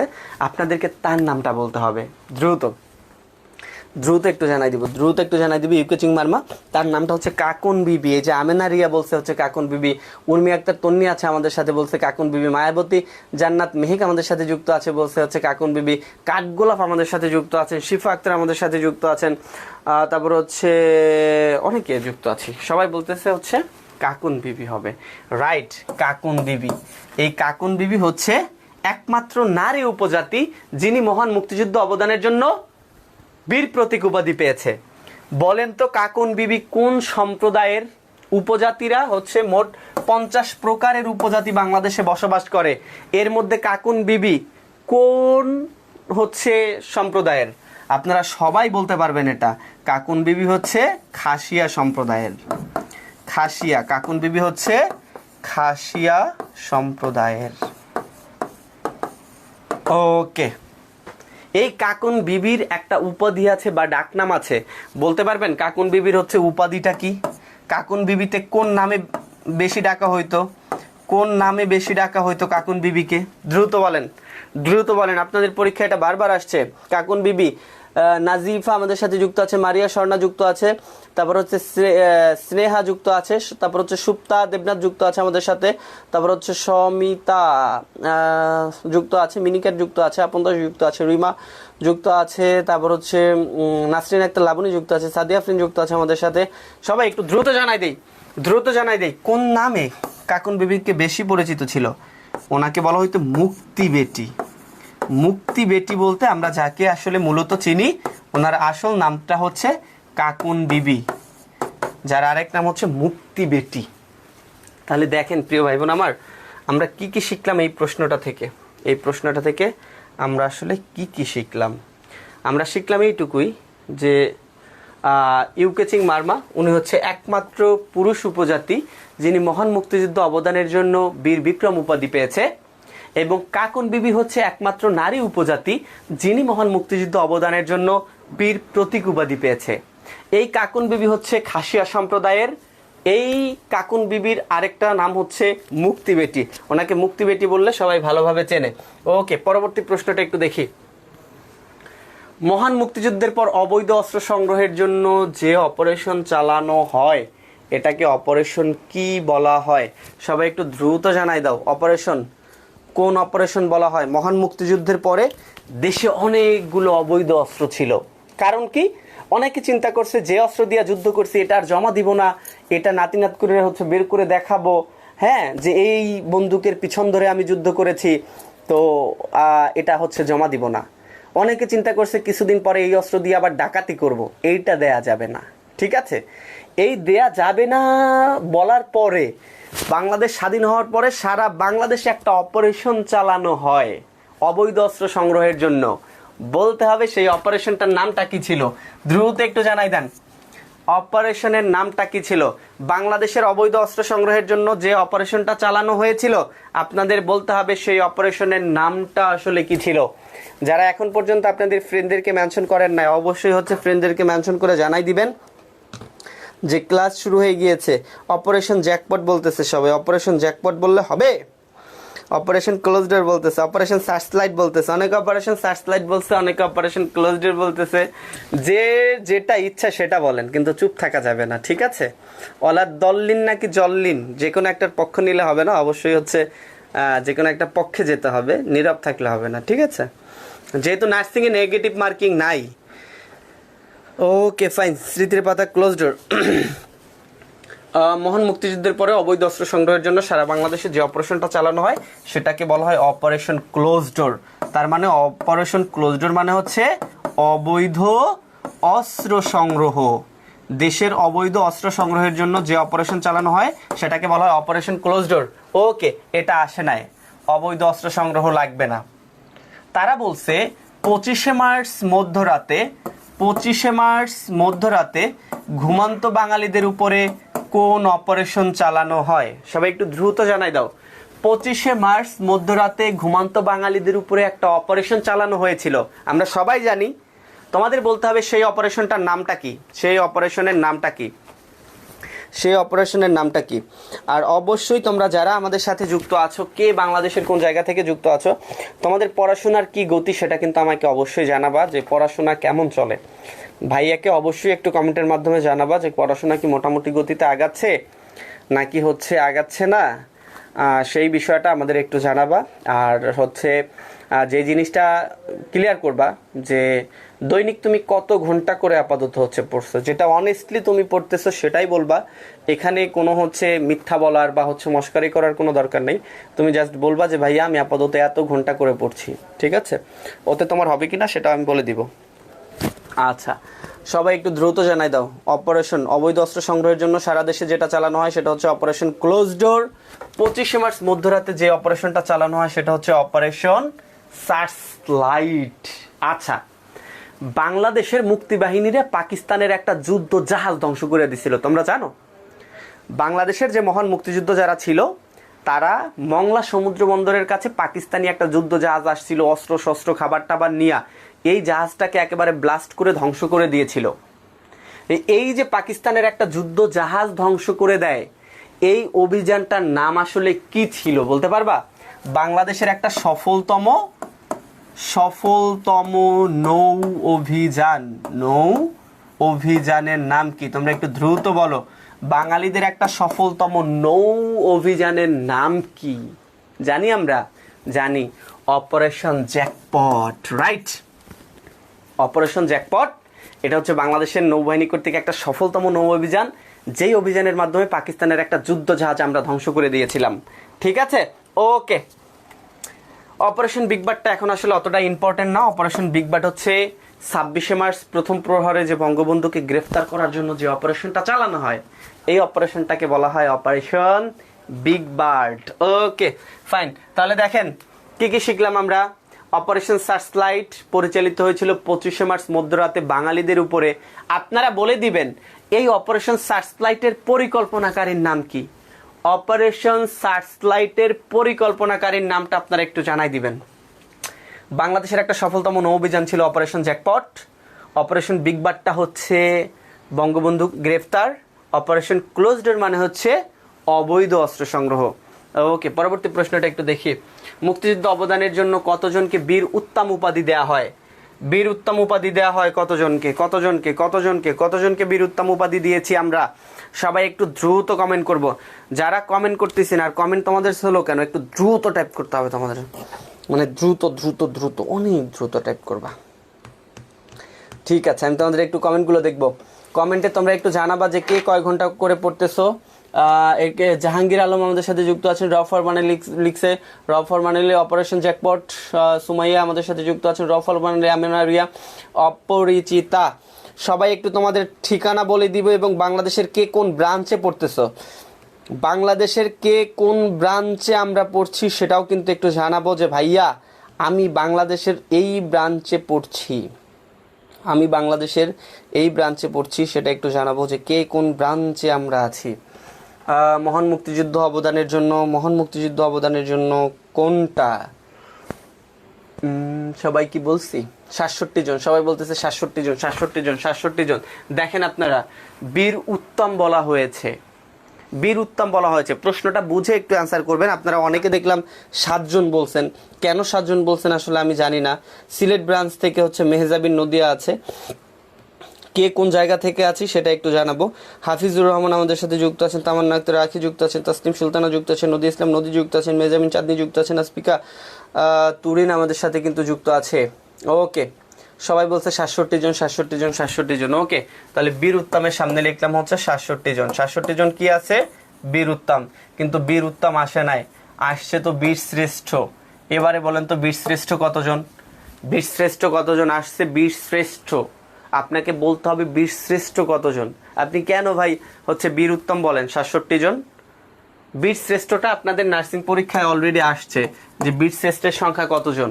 আমরা জানি যে মহাদেশ আছে কয়টা? 7টা। মহাদেশ যদি 7টা থাকে, বীর শ্রেষ্ঠ থাকবে 7 জন। তাহলে বীর শ্রেষ্ঠ কয়জন? 7 জন। ওকে, বীর শ্রেষ্ঠও আসে নাই, বীর উত্তমও আসে নাই, আসছে হচ্ছে বীর প্রতীক। দ্রুত আনসার করেন, বীর প্রতীক কতজন? বাংলাদেশে মহান মুক্তিযুদ্ধ অবদানের জন্য কতজনকে বীর প্রতীক উপাধি দেওয়া হয়েছে? বীর প্রতীক উপাধি দেওয়া হয়েছে কতজনকে? সবাই একটু দ্রুত জানাই দিব। আমরা জানি বীর শ্রেষ্ঠ আছে 7 জন, বীর উত্তম 67 জন। দুইটার একটাও পরীক্ষা না এসে যদি বীর প্রতীকের সংখ্যা জানতে চায় সেটাও আমরা পারবো, 174 জন। তাহলে 174 জন হচ্ছে বাংলাদেশে বীর প্রতীকের সংখ্যা। বীর বিক্রম, এখানে বীর প্রতীক না, বীর বিক্রমের সংখ্যা হচ্ছে 174 জন। বীর বিক্রমের সংখ্যা হচ্ছে 174 জন। কিন্তু যদি বীর বিক্রম না এসে বীর প্রতীক আসে তাহলে কত হবে সেটা আমরা পারবো? অবশ্যই পারবো। বীর প্রতীকের সংখ্যাটা হচ্ছে 424 জন। তাহলে 424 জন হচ্ছে বীর প্রতীক। তাহলে দেখেন, একটা প্রশ্নের মধ্যে যেই 4টা উপাধি মহান মুক্তিযুদ্ধের সময় দেওয়া হয়েছে সেগুলোর প্রত্যেকটা সংখ্যাই আমরা জেনে ফেললাম। এক্সামিনার যদি এই টপিকস থেকে প্রশ্ন ধরে তাহলে আমি পারবো, না হলে এক্সামিনার এই টপিকস থেকে প্রশ্নই করবে না। সংখ্যা থেকে কিন্তু পরীক্ষায় প্রশ্ন আসে, যেমন আপনাদের নার্সিং পরীক্ষায় এই 2টা অলরেডি হচ্ছে আসছে যে বীর শ্রেষ্ঠ ছিল কতজন? আপনারা জানেন 7 জন। বীর উত্তম ছিল কতজন? 67 জন। মহান মুক্তিযুদ্ধের জন্য কতজনকে বীর বিক্রম উপাধি দেওয়া হয়? 174 জনকে। বীর প্রতীকের সংখ্যা কতজন? 424 জন। ওকে, ফাইন। পরবর্তী প্রশ্নটা আমরা একটু দেখি। মুক্তিযুদ্ধের সময় ঢাকা কত নাম্বার সেক্টরের অধীনে ছিল? ভাই কি পরিমাণে যে ইম্পর্টেন্ট এই প্রশ্নটা কোন কোন সালে কোন কোন ভার্সিটিতে আসছে, নার্সিং পরীক্ষা আসছে, এগুলো যদি আমি আপনাদেরকে বলতে যাই, ঠিক আছে, এগুলো যদি আমি আপনাদেরকে বলতে যাই, এখানে তারিখ লিখতে আমার হাত ব্যথা হয়ে যাবে যে কত সালে আসছে। এরকম 2টা বোর্ড লাগবে শুধু সাল লিখতে। খুবই গুরুত্বপূর্ণ একটা প্রশ্ন। ঢাকা কয় নাম্বার সেক্টরে? রোজানা খাতুন আমাদের সাথে যুক্ত আছেন, সুমাইয়া আক্তার যুক্ত আছেন, তামান্না আক্তার রাখি আমাদের সাথে কিন্তু যুক্ত আছে, কথা অধিকারী যুক্ত আছে, রোজা পারবিন আমাদের সাথে যুক্ত আছে। সবাই দ্রুত জানাবো। বীর প্রতীক 424 জন, বীর বিক্রম 174 জন। রাইট। 2 নাম্বার সেক্টরে বিন্দু বলেছে 2 নাম্বার সেক্টর। মহান মুক্তিযুদ্ধের সময় ঢাকা কত নাম্বার সেক্টরের অধীনে ছিল? সবাই বলছে 2 নাম্বার সেক্টর। ওকে, ফাইন। তাহলে ঢাকা লিখলাম 2 নাম্বার সেক্টরে ছিল। ভাই 2 নাম্বার সেক্টরের থেকেও আমার মনে হয় 10 নাম্বার সেক্টরটা একটু বেশি ইম্পর্টেন্ট। এই 10 নাম্বার সেক্টর যখনই পড়বেন, 2 নাম্বার তো মোস্ট ইম্পর্টেন্ট, তার থেকেও বেশি ইম্পর্টেন্ট মনে হয় আমার 10 নাম্বার সেক্টরটা, কারণ 1000 বারের উপরে এই প্রশ্নটা পরীক্ষায় আসছে। ঠিক আছে, আপনারা বলেন তো 10 নাম্বার সেক্টরটা কি পদ ছিল? একটু দ্রুত বলে দেন। মহান মুক্তিযুদ্ধের সময় এই 10 নাম্বার সেক্টরটা কি পদ ছিল? আমরা ভালোভাবে জানি যে মহান মুক্তিযুদ্ধের সময় টোটাল বাংলাদেশটাকে কয়টা সেক্টরে ভাগ করা হয়েছিল ভাই? আগে বলেন তো সেক্টর ছিল কয়টা? এটাও নার্সিং পরীক্ষায় আসছে। সেক্টর ছিল কয়টা? বাংলাদেশের মোট সেক্টর ছিল কয়টা? আচ্ছা 11টা কি বলছেন? ওকে ফাইন, মোট সেক্টর ছিল 11টা, যার মধ্যে 2 নাম্বার সেক্টরে ছিল ঢাকা। 10 নাম্বার সেক্টরটা মোস্ট ইম্পর্টেন্ট, কারণ এটা ছিল নৌপথ। বারবার পরীক্ষায় আসে যে মহান মুক্তিযুদ্ধের সময় নৌপথ ছিল কত নাম্বার সেক্টর? নৌপথে যে যুদ্ধগুলো হয়েছে এটা হচ্ছে 10 নাম্বার সেক্টর। 10 নাম্বার সেক্টরটা কি পথ ছিল? 10 নাম্বার সেক্টরটা ছিল নৌপথ। ওকে, 7 নাম্বার সেক্টরে কয় শাহী ছিল একটু বলেন তো? 7 নাম্বার সেক্টরে কয় শাহী ছিল বাংলাদেশের? দ্রুত অ্যান্সার করবেন। 7 নাম্বার সেক্টরে কয় শাহী? আপনারাই বলেন, আমার বলার আগে আপনারাই বলে দেন। 7 নাম্বার সেক্টরে কারা ছিল? 7 নাম্বার সেক্টরে কারা ছিল? পেরেছি আমরা? অবশ্যই পারবো, কারণ কি 7 নাম্বার সেক্টরে তো ছিল রাজশাহী। কয় শাহী যেহেতু বলেছি আর বুঝতে বাকি থাকে আপনাদের। রাজশাহী ছিল মহান মুক্তিযুদ্ধের সময় 7 নাম্বার সেক্টরের অধীনে। আপনারা যখনই রাজশাহী ইউনিভার্সিটিতে পরীক্ষা দিতে যাবেন তখন রাজশাহীর ঠিকানাটা জেনে যাবেন। যখন বরিশাল ইউনিভার্সিটিতে পরীক্ষা দিবেন বরিশাল কত নাম্বার সেক্টরে ছিল সেটা জানবেন। ঠিক আছে? ওকে, 6 নাম্বার সেক্টরে বাংলাদেশের কোন বিভাগটা ছিল? একটা বিভাগের নাম বলেন তো। বাংলাদেশের কোন বিভাগটা 6 নাম্বার সেক্টরের অধীনে ছিল বলতে পারবেন? অবশ্যই পারবেন। কোথায় যাইয়া দেখি রঙেরি মেলা? রংপুরে যাইয়া দেখি রঙেরি মেলা। এই যে রংপুর, এই রংপুরটা ছিল 6 নাম্বার সেক্টরের অধীনে। তাহলে দেখেন এই 4টা সেক্টরের মধ্যে এইটা মোস্ট ইম্পর্টেন্ট, বারবার পরীক্ষা আসে, এবং এই দুইটা একদম ঠোঁটের আগায় থাকবে, আর এই দুইটাও আপনারা পারবেন আমি আশা করি। তার মানে মহান মুক্তিযুদ্ধের সময় ঢাকা ছিল কয় নাম্বার সেক্টরের অধীনে? ঢাকা ছিল ভাই 2 নাম্বার সেক্টরের অধীনে। যদি প্রশ্ন করে নৌপথ ছিল কত নাম্বার সেক্টর, আপনি বলবেন নৌপথ ছিল 10 নাম্বার সেক্টরটা। 6-এ ছিল রংপুর, 7-এ ছিল কয় শাহী? রাজশাহী। ওকে, পরবর্তী প্রশ্নটা একটু দেখি। পরবর্তী প্রশ্ন আমাদের কি আছে? পরবর্তী প্রশ্ন আছে মুক্তিযুদ্ধের সময় চট্টগ্রাম কত নাম্বার সেক্টরের অধীনে ছিল? চট্টগ্রাম কত নাম্বার সেক্টর অধীনে ছিল? যারা 4টা সেক্টর জানি, এই 1 নাম্বার সেক্টরে কারা ছিল, 11তে কারা ছিল, 9-এ কারা ছিল, 3-এ কারা ছিল, তারা 4টা কমেন্ট টপ টপ করে ফেলবো। ফার্স্টের কমেন্ট হবে চট্টগ্রাম এত নাম্বার, 11 নম্বরে অমুক ছিল, 9 নম্বরে সমুক ছিল, 3 নম্বরে এরা ছিল। দ্রুত করি তো, দ্রুত দ্রুত দ্রুত একটু দেখতে চাই তোমাদেরকে। জেসমিন সুলতানা বৈশাখী আমাদের সাথে যুক্ত আছেন, কদাউতিকারে যুক্ত আছেন, তানজিলা তাসনিম আমাদের সাথে যুক্ত আছেন, প্লেন পাঠা মুনে, আচ্ছা 6 নম্বরে মেহজাবিন চাঁদনি যুক্ত আছেন, তারপর হচ্ছে লিমা আক্তার যুক্ত আছেন, অনেকে আমাদের সাথে যুক্ত আছেন, সাইফা আক্তার যুক্ত আছেন, মিনিকার যুক্ত আছেন, রজনী খাতুন যুক্ত আছেন, কিন্তু আরিয়ানা জয়নব খাতুন আমাদের সাথে যুক্ত আছেন। আচ্ছা, সুমাইয়া মেহজাবিন, চট্টগ্রাম ব্রাঞ্চ থেকে কারা কারা যুক্ত আছি সেটা একটু জানাবো, এবং বাংলাদেশের কে কোন ব্রাঞ্চ থেকে যুক্ত আছেন। ঝর্ণা পাউল পুতুল আমাদের সাথে যুক্ত আছেন, হিজাবি কুইন যুক্ত আছেন, রাফিয়া যারা যুক্ত আছে, কিন্তু স্মৃতির পাতা যুক্ত আছে। Rangpur branch, Sylhet branch, Rajshahi branch, Kushtia branch, কে কোন ব্রাঞ্চ থেকে, বরিশাল ব্রাঞ্চ, নিউরনের কোথা থেকে কে যুক্ত আছে, অথবা যদি এডমিশন স্টুডেন্ট না হই অনলাইনে কারা যুক্ত আছি, অনলাইন পেড ব্যাচ থেকে কারা ক্লাস করছি সেটাও আমাদেরকে জানাই দিবা, এবং কে কোন জায়গা থেকে যুক্ত আছি সেটা অবশ্যই বলবা। মেহজাবিন সুলতানা সবাই বলতেছে 1 নাম্বার সেক্টর। আচ্ছা ঠিক আছে ভাই, 1 নাম্বার সেক্টরে ছিল চট্টগ্রাম। চট্টগ্রাম আসে নাই ভাই, আসছে ময়মনসিংহ। বাংলাদেশের ধান উৎপাদনের শীর্ষ জেলার নাম হচ্ছে ময়মনসিংহ।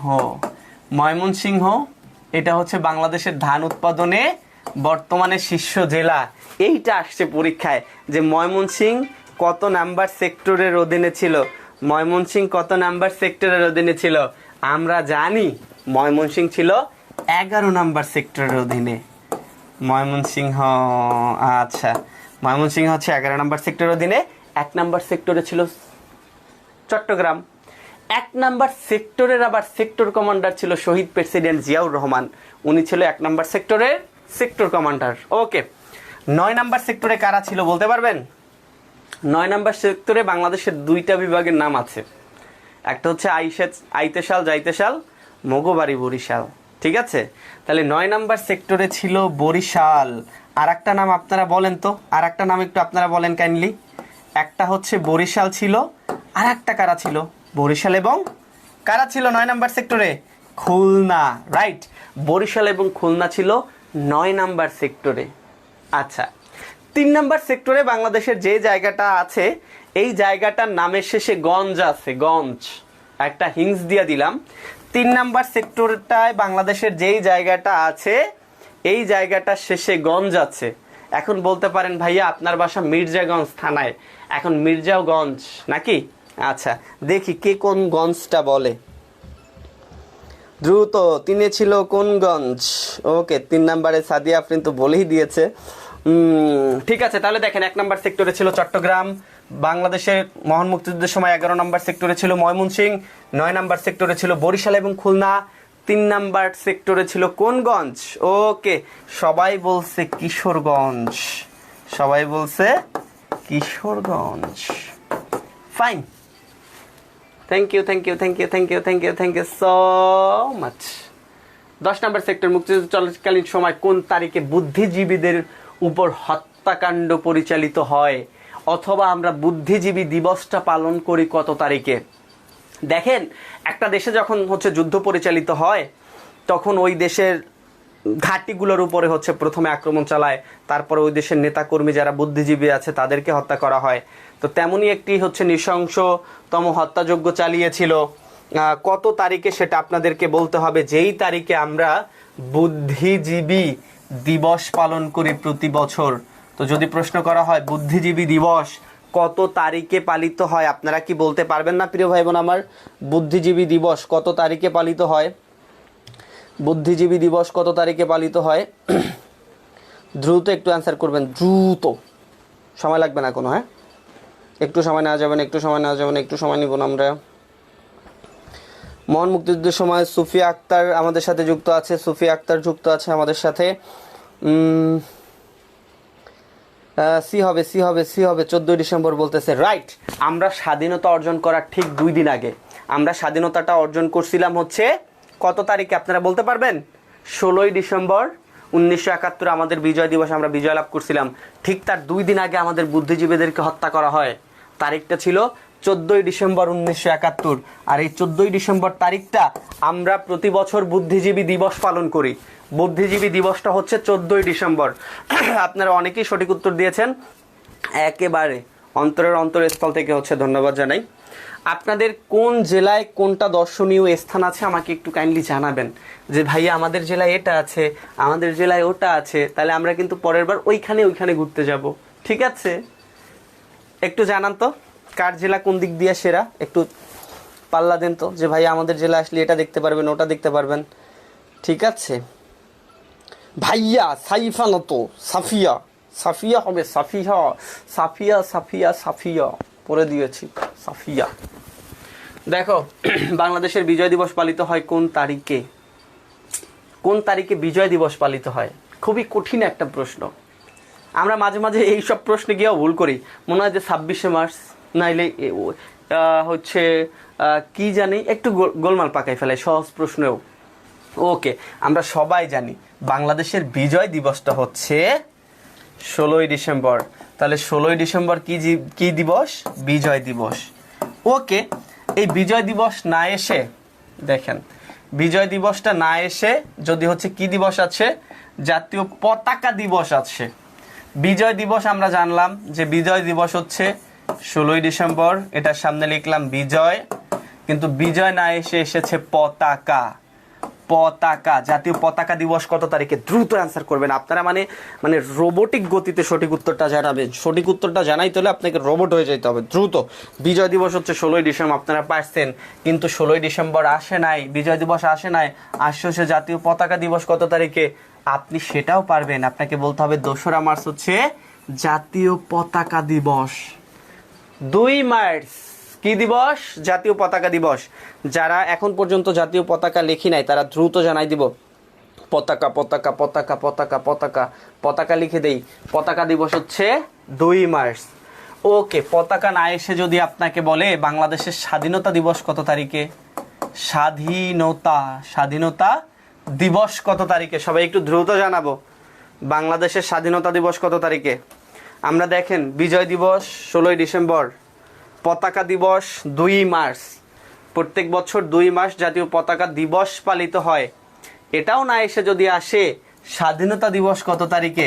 আপনি বলতে পারবেন সেটাও। স্বাধীনতা দিবস হচ্ছে 26শে মার্চ। আচ্ছা, আন্তর্জাতিক মাতৃভাষা দিবসটা কত তারিখে? আন্তর্জাতিক মাতৃভাষা দিবসটা কত তারিখে? আন্তর্জাতিক মাতৃভাষা দিবসটা কত তারিখে পালিত হয়? সবাই একটু দ্রুত জানাই দেন, দ্রুত দ্রুত দ্রুত। হ্যাঁ, আসেন ভাইয়া, চাঁদপুর আসেন ভাই। বাংলাদেশের জাতীয় মাছ ইলিশ খান। আচ্ছা, ইনশাল্লাহ হচ্ছে চাঁদপুরে যাব, আল্লাহ যদি হচ্ছে জীবিত রাখে। আর কার কার এলাকায় কি কি হচ্ছে বিখ্যাত খাবার আছে সেটাও একটু জানাবা। কার কার এলাকায় কোন কোন বিখ্যাত খাবার আছে? আমাদের হচ্ছে ভোজন রসিক হাবিব ভাইকে নিয়ে আমরা সেই এলাকাতে হাজির হয়ে যাব। বিশেষ করে হাবিব ভাই সরকারি চাকরি হয়ে গেলে আমরা আপনাদের এলাকায় আসছি খুব দ্রুত। ওকে, 21শে ফেব্রুয়ারি হচ্ছে আন্তর্জাতিক মাতৃভাষা দিবস। আন্তর্জাতিক মাতৃভাষা দিবস। দেন 4টা অপশনই দেখেন। জাতীয় পতাকা দিবস 2 মার্চ, স্বাধীনতা দিবস 26শে মার্চ, বিজয় দিবস 16ই ডিসেম্বর, 21শে ফেব্রুয়ারি হচ্ছে আন্তর্জাতিক মাতৃভাষা দিবস। ওকে, পরবর্তী প্রশ্নটা একটু চলে যাই আমরা। কি আছে? দেশের মুক্তিযুদ্ধের প্রথম শত্রুমুক্ত জেলার নাম কি? যখন বাংলাদেশে মহান মুক্তিযুদ্ধ চলছিল তখন বাংলাদেশের সর্বপ্রথম কোন জায়গাটা পাকিস্তান হানাদার মুক্ত হয়েছে?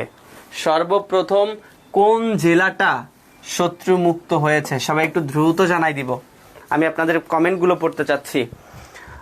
21শে ফেব্রুয়ারি আন্তর্জাতিক স্বাধীনতা দিবস। 25শে মার্চ প্রিয়াঙ্কা অধিকারী আমাদের সাথে যুক্ত আছেন, আতিকা হালদার ঘ বলেছেন, আলামিন আমাদের সাথে কিন্তু যুক্ত আছেন, নাসরিন আক্তার লাবণী আমাদের সাথে যুক্ত আছেন, তারপর হচ্ছে আসপিকা তুরুন যুক্ত আছেন, তারপর হচ্ছে রিমা আক্তার যুক্ত আছেন, রজনী খাতুন যুক্ত আছেন, আরিফা খাতুন যুক্ত আছেন আমাদের সাথে, সুমাইয়া সাদি আমাদের সাথে যুক্ত আছেন, তারপর হচ্ছে তাসনোভা তৃপ্তি আমাদের সাথে যুক্ত আছেন, তামান্না তানজিম আখি যুক্ত আছেন, তারপর হচ্ছে তোহামিনা মারিয়া আমাদের সাথে যুক্ত আছেন। আচ্ছা, প্রিয়াঙ্কা অধিকারী যুক্ত আছেন, বিন্দু আমাদের সাথে যুক্ত আছে, রাজ সরকার আমাদের সাথে যুক্ত আছে। আচ্ছা, আমনা ইসলাম আমাদের সাথে যুক্ত আছেন। এই আমনার কমেন্ট নাকি আমি পড়ি না। আমনা বামনা সামনা লামনা সব পড়ে দিয়েছি। এমএসটি খালেদা ইমরাজ আমাদের সাথে যুক্ত আছেন, হিমালয় হিমু যুক্ত আছেন, জয়নব খাতুন আমাদের সাথে যুক্ত আছেন, রাফিয়া যারা যুক্ত আছে, কাঠগোলাপ যুক্ত আছে, তারপর হচ্ছে বৈশাখী যুক্ত আছে। বৈশাখীর নামের স্টাইলটা আবার অনেক সুন্দর। বই লেখছে আলাদা, সাক্ষী লেখছে আলাদা, সবাই বলছে যশোর হবে। রাইট ভাই, যশোর হবে। তাহলে এই যে যশোর নামক যে জেলাটা আছে, ইনি হচ্ছে প্রথম বাংলাদেশের মধ্যে শত্রু মুক্ত হয়। আচ্ছা, এইখানে একটা প্রশ্ন করি আপনাদেরকে, এই 4টা থেকে আনসার করেন। বাংলাদেশের আম উৎপাদনের শীর্ষ জেলা কোনটা? আম উৎপাদনে শীর্ষ জেলা কোনটা? ভাই একটু দ্রুত বলেন তো, বাংলাদেশের আম উৎপাদনের শীর্ষ জেলা কোনটা? অনেকে ভুল করবে আমি জানি তো, নাইলে কি শুধু শুধু বলছি এইটা? দেখি তো একটু। হিজাবি কুইন যশোর, সুস্মিতা লেখা দেখার আগে উপরে উঠে যায়। এস এন নিহা আমাদের সাথে যুক্ত আছেন, মিনিকার যুক্ত আছেন, তারপর হচ্ছে সৌমিতা আমাদের সাথে যুক্ত আছে। রাজশাহী জানি তো যে সবাই রাজশাহী বলবেন। আম উৎপাদনের শীর্ষ জেলা বলছে, জেলা বললে রাজশাহী হয় না। আম উৎপাদনের শীর্ষ বিভাগ যদি বলে তাহলে রাজশাহী হইতো ভাই। কিন্তু আমি আপনাদেরকে প্রশ্ন করেছিলাম আম উৎপাদনের শীর্ষ জেলা কোনটা। যদি জেলা বলে তাহলে অবশ্যই নওগাঁ ভাই। আম উৎপাদনের শীর্ষ জেলা হচ্ছে নওগাঁ। এই নওগাঁ জেলা আম উৎপাদনে সারা বাংলাদেশের শীর্ষে। কিন্তু যখনই বলবে কোন বিভাগ শীর্ষে, নওগাঁ তো আর বিভাগ না, তখন অবশ্যই আপনাকে মাস্ট বি যাইতে হবে রাজশাহীর দিকে। ঠিক আছে, তো এই জিনিসটা আপনারা, আমি জানতাম যে আপনারা রাজশাহী বলে চিল্লাবেন, তো রাজশাহী বলা যাবে না, সবাই একটু নওগাঁ বলে দেয়। নওগাঁ আম উৎপাদনের শীর্ষ জেলা নওগাঁ। আম উৎপাদনের শীর্ষ জেলা নওগাঁ। সবাই একটু নওগাঁ বলবো ভাই, সবাই একটু নওগাঁ বলে দিব, এরকম ভুল করা যাবে না। বাংলাদেশে মোট রাষ্ট্রীয় খেতাবপ্রাপ্ত মুক্তিযোদ্ধার সংখ্যা কতজন? ভাই, মহান মুক্তিযুদ্ধ অবদানের জন্য আমরা কতজনকে মোট খেতাব দিয়েছিলাম? 548 জনকে, 426 জনকে, 175 জনকে, নাকি 672 জনকে? কতজনকে? দ্রুত। নওগাঁ। চাঁপাইনবাবগঞ্জ না, চাঁপাইনবাবগঞ্জকে আমের রাজধানী বলা হয়, কিন্তু চাঁপাইনবাবগঞ্জ আম উৎপাদনের জন্য শীর্ষ জেলা না। তাহলে ঠিক ছিলাম, আগেই ঠিক ছিলাম। আগেই ঠিক ছিলাম। আম নওগাঁ, হ্যাঁ আম নওগাঁ, আম নওগাঁ, আম নওগাঁ। সবাই লিখবা আম নওগাঁ, আম নওগাঁ, আম নওগাঁ। রাইট। আম উৎপাদনের শীর্ষ জেলা নওগাঁ। চা উৎপাদনে আমরা শীর্ষ জেলা বললেই আমরা সিলেটের উপর লাভ দিয়ে পড়ি। আরে না, চা উৎপাদনের শীর্ষ জেলা সিলেট না, শীর্ষ জেলা হচ্ছে মৌলভীবাজার। চা উৎপাদনের শীর্ষ জেলা মৌলভীবাজার, কিন্তু চা উৎপাদনের শীর্ষ বিভাগ বললে এখন মৌলভীবাজার তো আর বিভাগ না, জেলা, তখন আমাদের যাইতে হয় ওইখানে। ওকে, তাহলে বাংলাদেশের মোট রাষ্ট্রীয় খেতাবপ্রাপ্ত মুক্তিযোদ্ধার সংখ্যা অ্যাবসলিউটলি রাইট, 672 জন। আমরা যাদেরকে খেতাব দিয়েছিলাম 7 জন, 67 জন দিয়েছিলাম, 63 জনকে, 175 জন, 426 জন, সব কিছু যোগ করলে আপনি দেখবেন যে 672 হবে। ঠিক আছে, তাহলে মোট খেতাব দিয়েছিলাম কতজনকে? 472 জনকে, 672 জনকে। ক নাম্বার কি সবাই বলছি? ক বলতে পারছি? 672 বৈশাখী সবাই বলছে ক ক ক ক ক 672। Okay fine. পরবর্তী প্রশ্নটা একটু দেখি। পরবর্তী প্রশ্নটা আমাদের কি আছে? পরবর্তী প্রশ্নটা হচ্ছে মুক্তিযুদ্ধে বীর প্রতীক খেতাবপ্রাপ্ত 2 জন মহিলা মুক্তিযোদ্ধা কে কে? বাংলাদেশের বাঙালি 2 জন নারী আছে যারা হচ্ছে মহান মুক্তিযুদ্ধে অবদানের জন্য বীর প্রতীক উপাধি পেয়েছে। বাংলাদেশে 2 জন নারী মুক্তিযোদ্ধা আছে যারা মুক্তিযুদ্ধে এতটাই অবদান রাখছে যে রাষ্ট্র তাদের সম্মানিত একটা খেতাব, যেটা হচ্ছে বীর প্রতীক, বীর প্রতীক খেতাবটা দিয়েছে বাঙালি 2 জন নারীকে। আপনাদের বলতে হবে সেই 2 জন নারী কে কে, সেই 2 জন নারী আসলে কে কে? ওকে, দ্রুত বলেন, দ্রুত বলেন, দ্রুত বলেন, দ্রুত বলেন। পারছি আমরা? পারছি? আচ্ছা, সেটা অবশ্যই হচ্ছে তারামন আর হচ্ছে সেতারা, তারামন বেগম আর সেতারা বেগম, তারামন বিবি।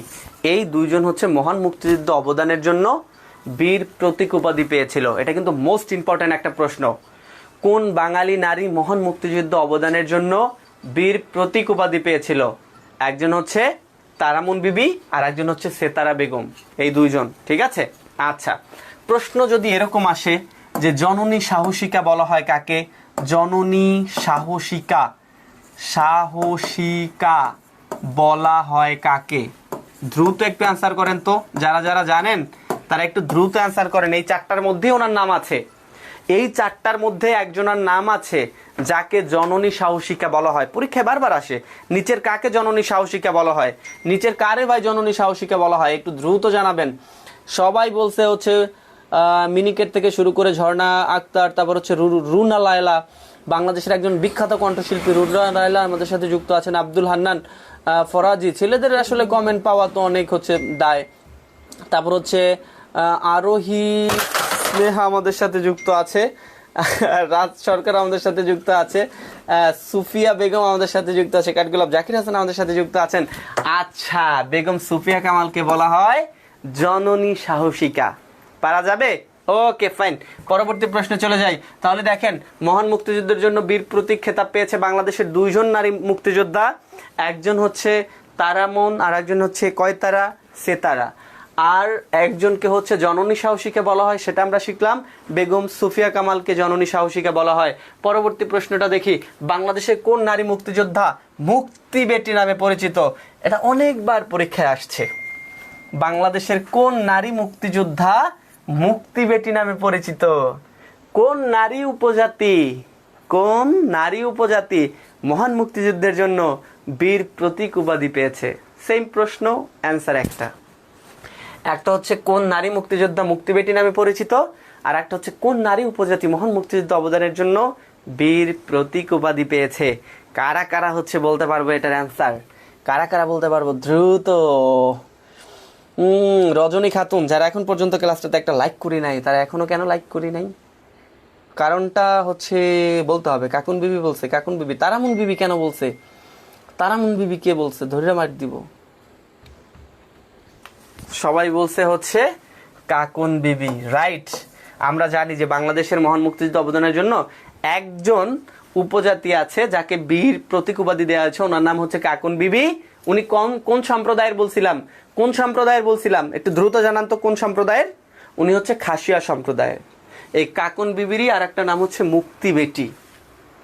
পরবর্তী প্রশ্নটা একটু দেখি। আর বাঙালি দুইজন নারী ছিল, তারামন এবং সেতারা, এটা আমরা জানি।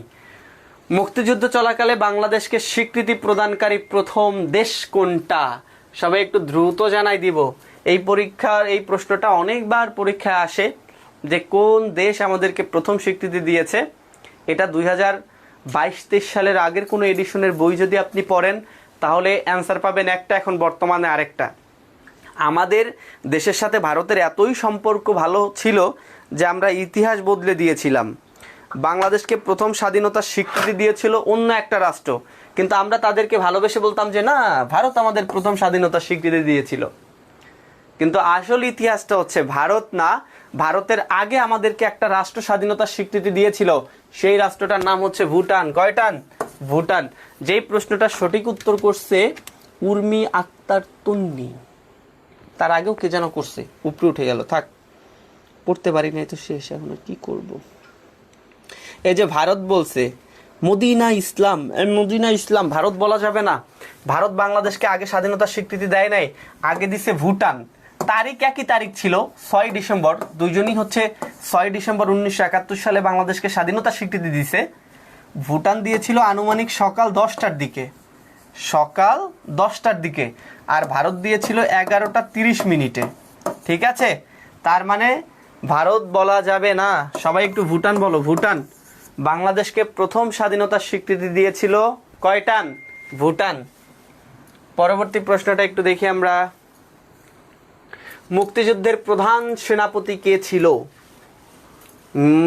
ছিল? সবাই একটু বলেন তো। কর্নেল হচ্ছে শফিউল্লাহ, নাকি হচ্ছে নুরুদ্দিন খান, এমএজি ওসমানী, নাকি মেজর জিয়া? মুক্তিযুদ্ধের প্রধান সেনাপতি কে ছিল? এমডি জাকারিয়া আমাদের সাথে কিন্তু যুক্ত আছে, তারপর হচ্ছে প্রিয়ন্তী দাস আমাদের সাথে যুক্ত আছে, ওসমান গনিও কিন্তু যুক্ত আছে। প্রশ্নের সঠিক উত্তর হয়ে যায় নাকি ওর নামটা। তাকিয়া নুসরাত আমাদের সাথে যুক্ত আছেন, ঝর্ণা রানী পুতুল আমাদের সাথে যুক্ত আছেন, মাহতাব আমাদের সাথে যুক্ত আছেন, তারপর হচ্ছে শামসুল আলম আমাদের সাথে যুক্ত আছেন, জেসমিন সুলতানা যুক্ত আছেন, তানজিলা সরকার যুক্ত আছে, শারমিন খানম আমাদের সাথে যুক্ত আছেন, রাজু সরকার যুক্ত আছেন, সুমাই মেহজাবিন যুক্ত আছে, আবিদা আকুন্দ আমাদের সাথে যুক্ত আছেন, মেহজাবিন চাঁদনি যুক্ত আছেন, বৈশাখী যুক্ত আছেন, রজনী খাতুন যুক্ত আছেন, জাহাঙ্গীর আলম যুক্ত আছেন, ফারহানা ইসলাম যুক্ত আছে আমাদের সাথে, আশা খাতুন কিন্তু আমাদের সাথে যুক্ত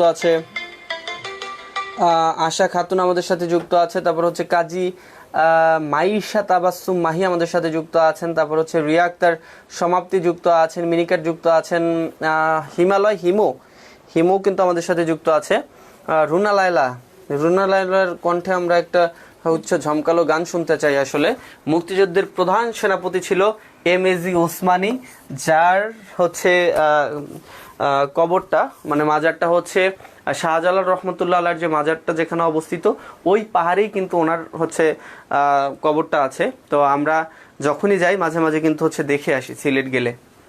ঠিক আছে, তাহলে মুক্তিযুদ্ধের প্রধান সেনাপতি ছিল কে? এমএজি ওসমানী। আমরা হচ্ছে সবাই সঠিক উত্তর দিয়েছি। কমেন্টে পড়ছিলাম একজনের নাম আছে ওসমান, তখনই বুঝতে পারছিলাম যে এই প্রশ্নের সবাই সঠিক উত্তর পেরে যাবে যেহেতু ওসমান এখানে উপস্থিত। আনুষ্ঠানিকভাবে স্বাধীনতার ঘোষণাপত্র কবে জারি করা হয়? আনুষ্ঠানিকভাবে স্বাধীনতার ঘোষণাপত্র কবে জারি করা হয় ভাই? 26শে মার্চ নাকি 25শে মার্চ মধ্যরাতে? সবাই একটু দ্রুত জানাই দিব। এই প্রশ্নটার উত্তর সবাই একটু দ্রুত জানাই দিব। ইসমাইল হোসেন বলেছে ভাইয়া। জি ভাইয়া বলো। দেখেন, আনুষ্ঠানিকভাবে স্বাধীনতার ঘোষণাপত্র কবে জারি করা হয় আমরা কি জানি?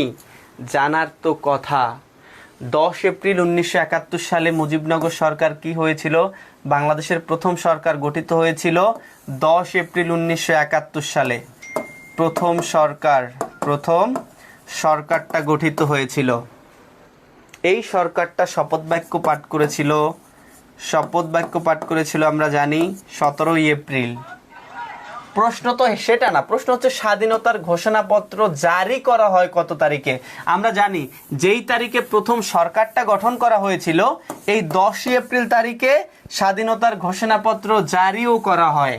তার মানে এটা ভুলেও 26শে মার্চ বা 25শে মার্চ বলে ভুল করা যাবে না। স্বাধীনতার ঘোষণা দেওয়া হয়েছিল 26শে মার্চ, কিন্তু স্বাধীনতার ঘোষণাপত্র জারি আনুষ্ঠানিকভাবে জারি করা হয় 10 এপ্রিল 1971। তার মানে ক নাম্বারটা রাইট অ্যান্সার, ক নাম্বারটা রাইট অ্যান্সার। আমরা পেরেছি, ক নাম্বারটা বলতে পেরেছি। সবাই কি ক বলেছি? অনেকে দেখেন ঘ বলে বসে আছে। এই বৈশাখী বলছে 25শে মার্চ, এই নাসরিন আক্তার লাবণী বলছে 25শে মার্চ, কাঠগোলাপ বলছে 25শে মার্চ। ইন্না লিল্লাহি ওয়া ইন্না ইলাইহি রাজিউন। বাবা, মরহুমের জানাজার নামাজ খুব তাড়াতাড়ি জানানো উচিত।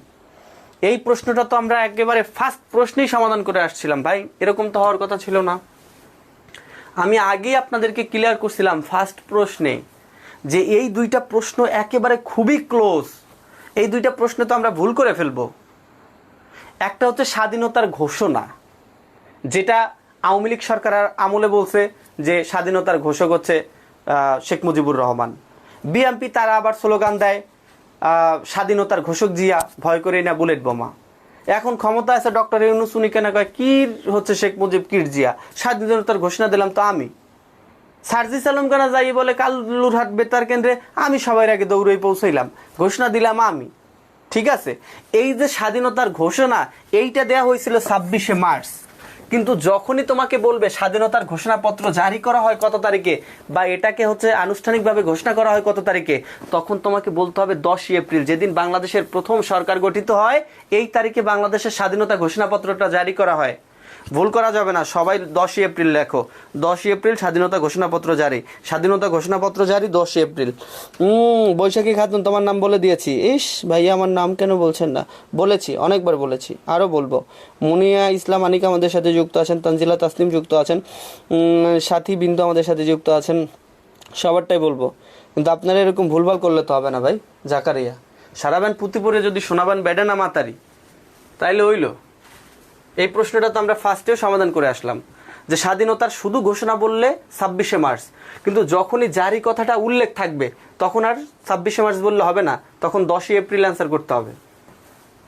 Okay fine. দেশের প্রথম অস্থায়ী সরকার গঠিত হয়েছিল কোথায়? কোথায় হয়েছিল ভাই, জায়গাটা কই?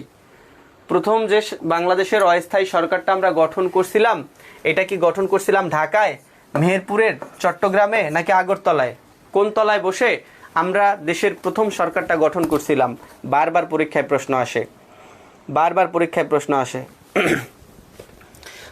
হিমালয় হিমু আমাদের সাথে যুক্ত আছেন, মিনিকেট যুক্ত আছে। হাসলে কাজ হবে না, সঠিক উত্তর দিতে হবে। আমাকে নাম কি দেখেন না ভাইয়া? সুস্মিতা, সুস্মিতা, সুস্মিতা, মাস্তুরা, মাস্তুরা, রুহি, রাহা আমাদের সাথে যুক্ত আছেন।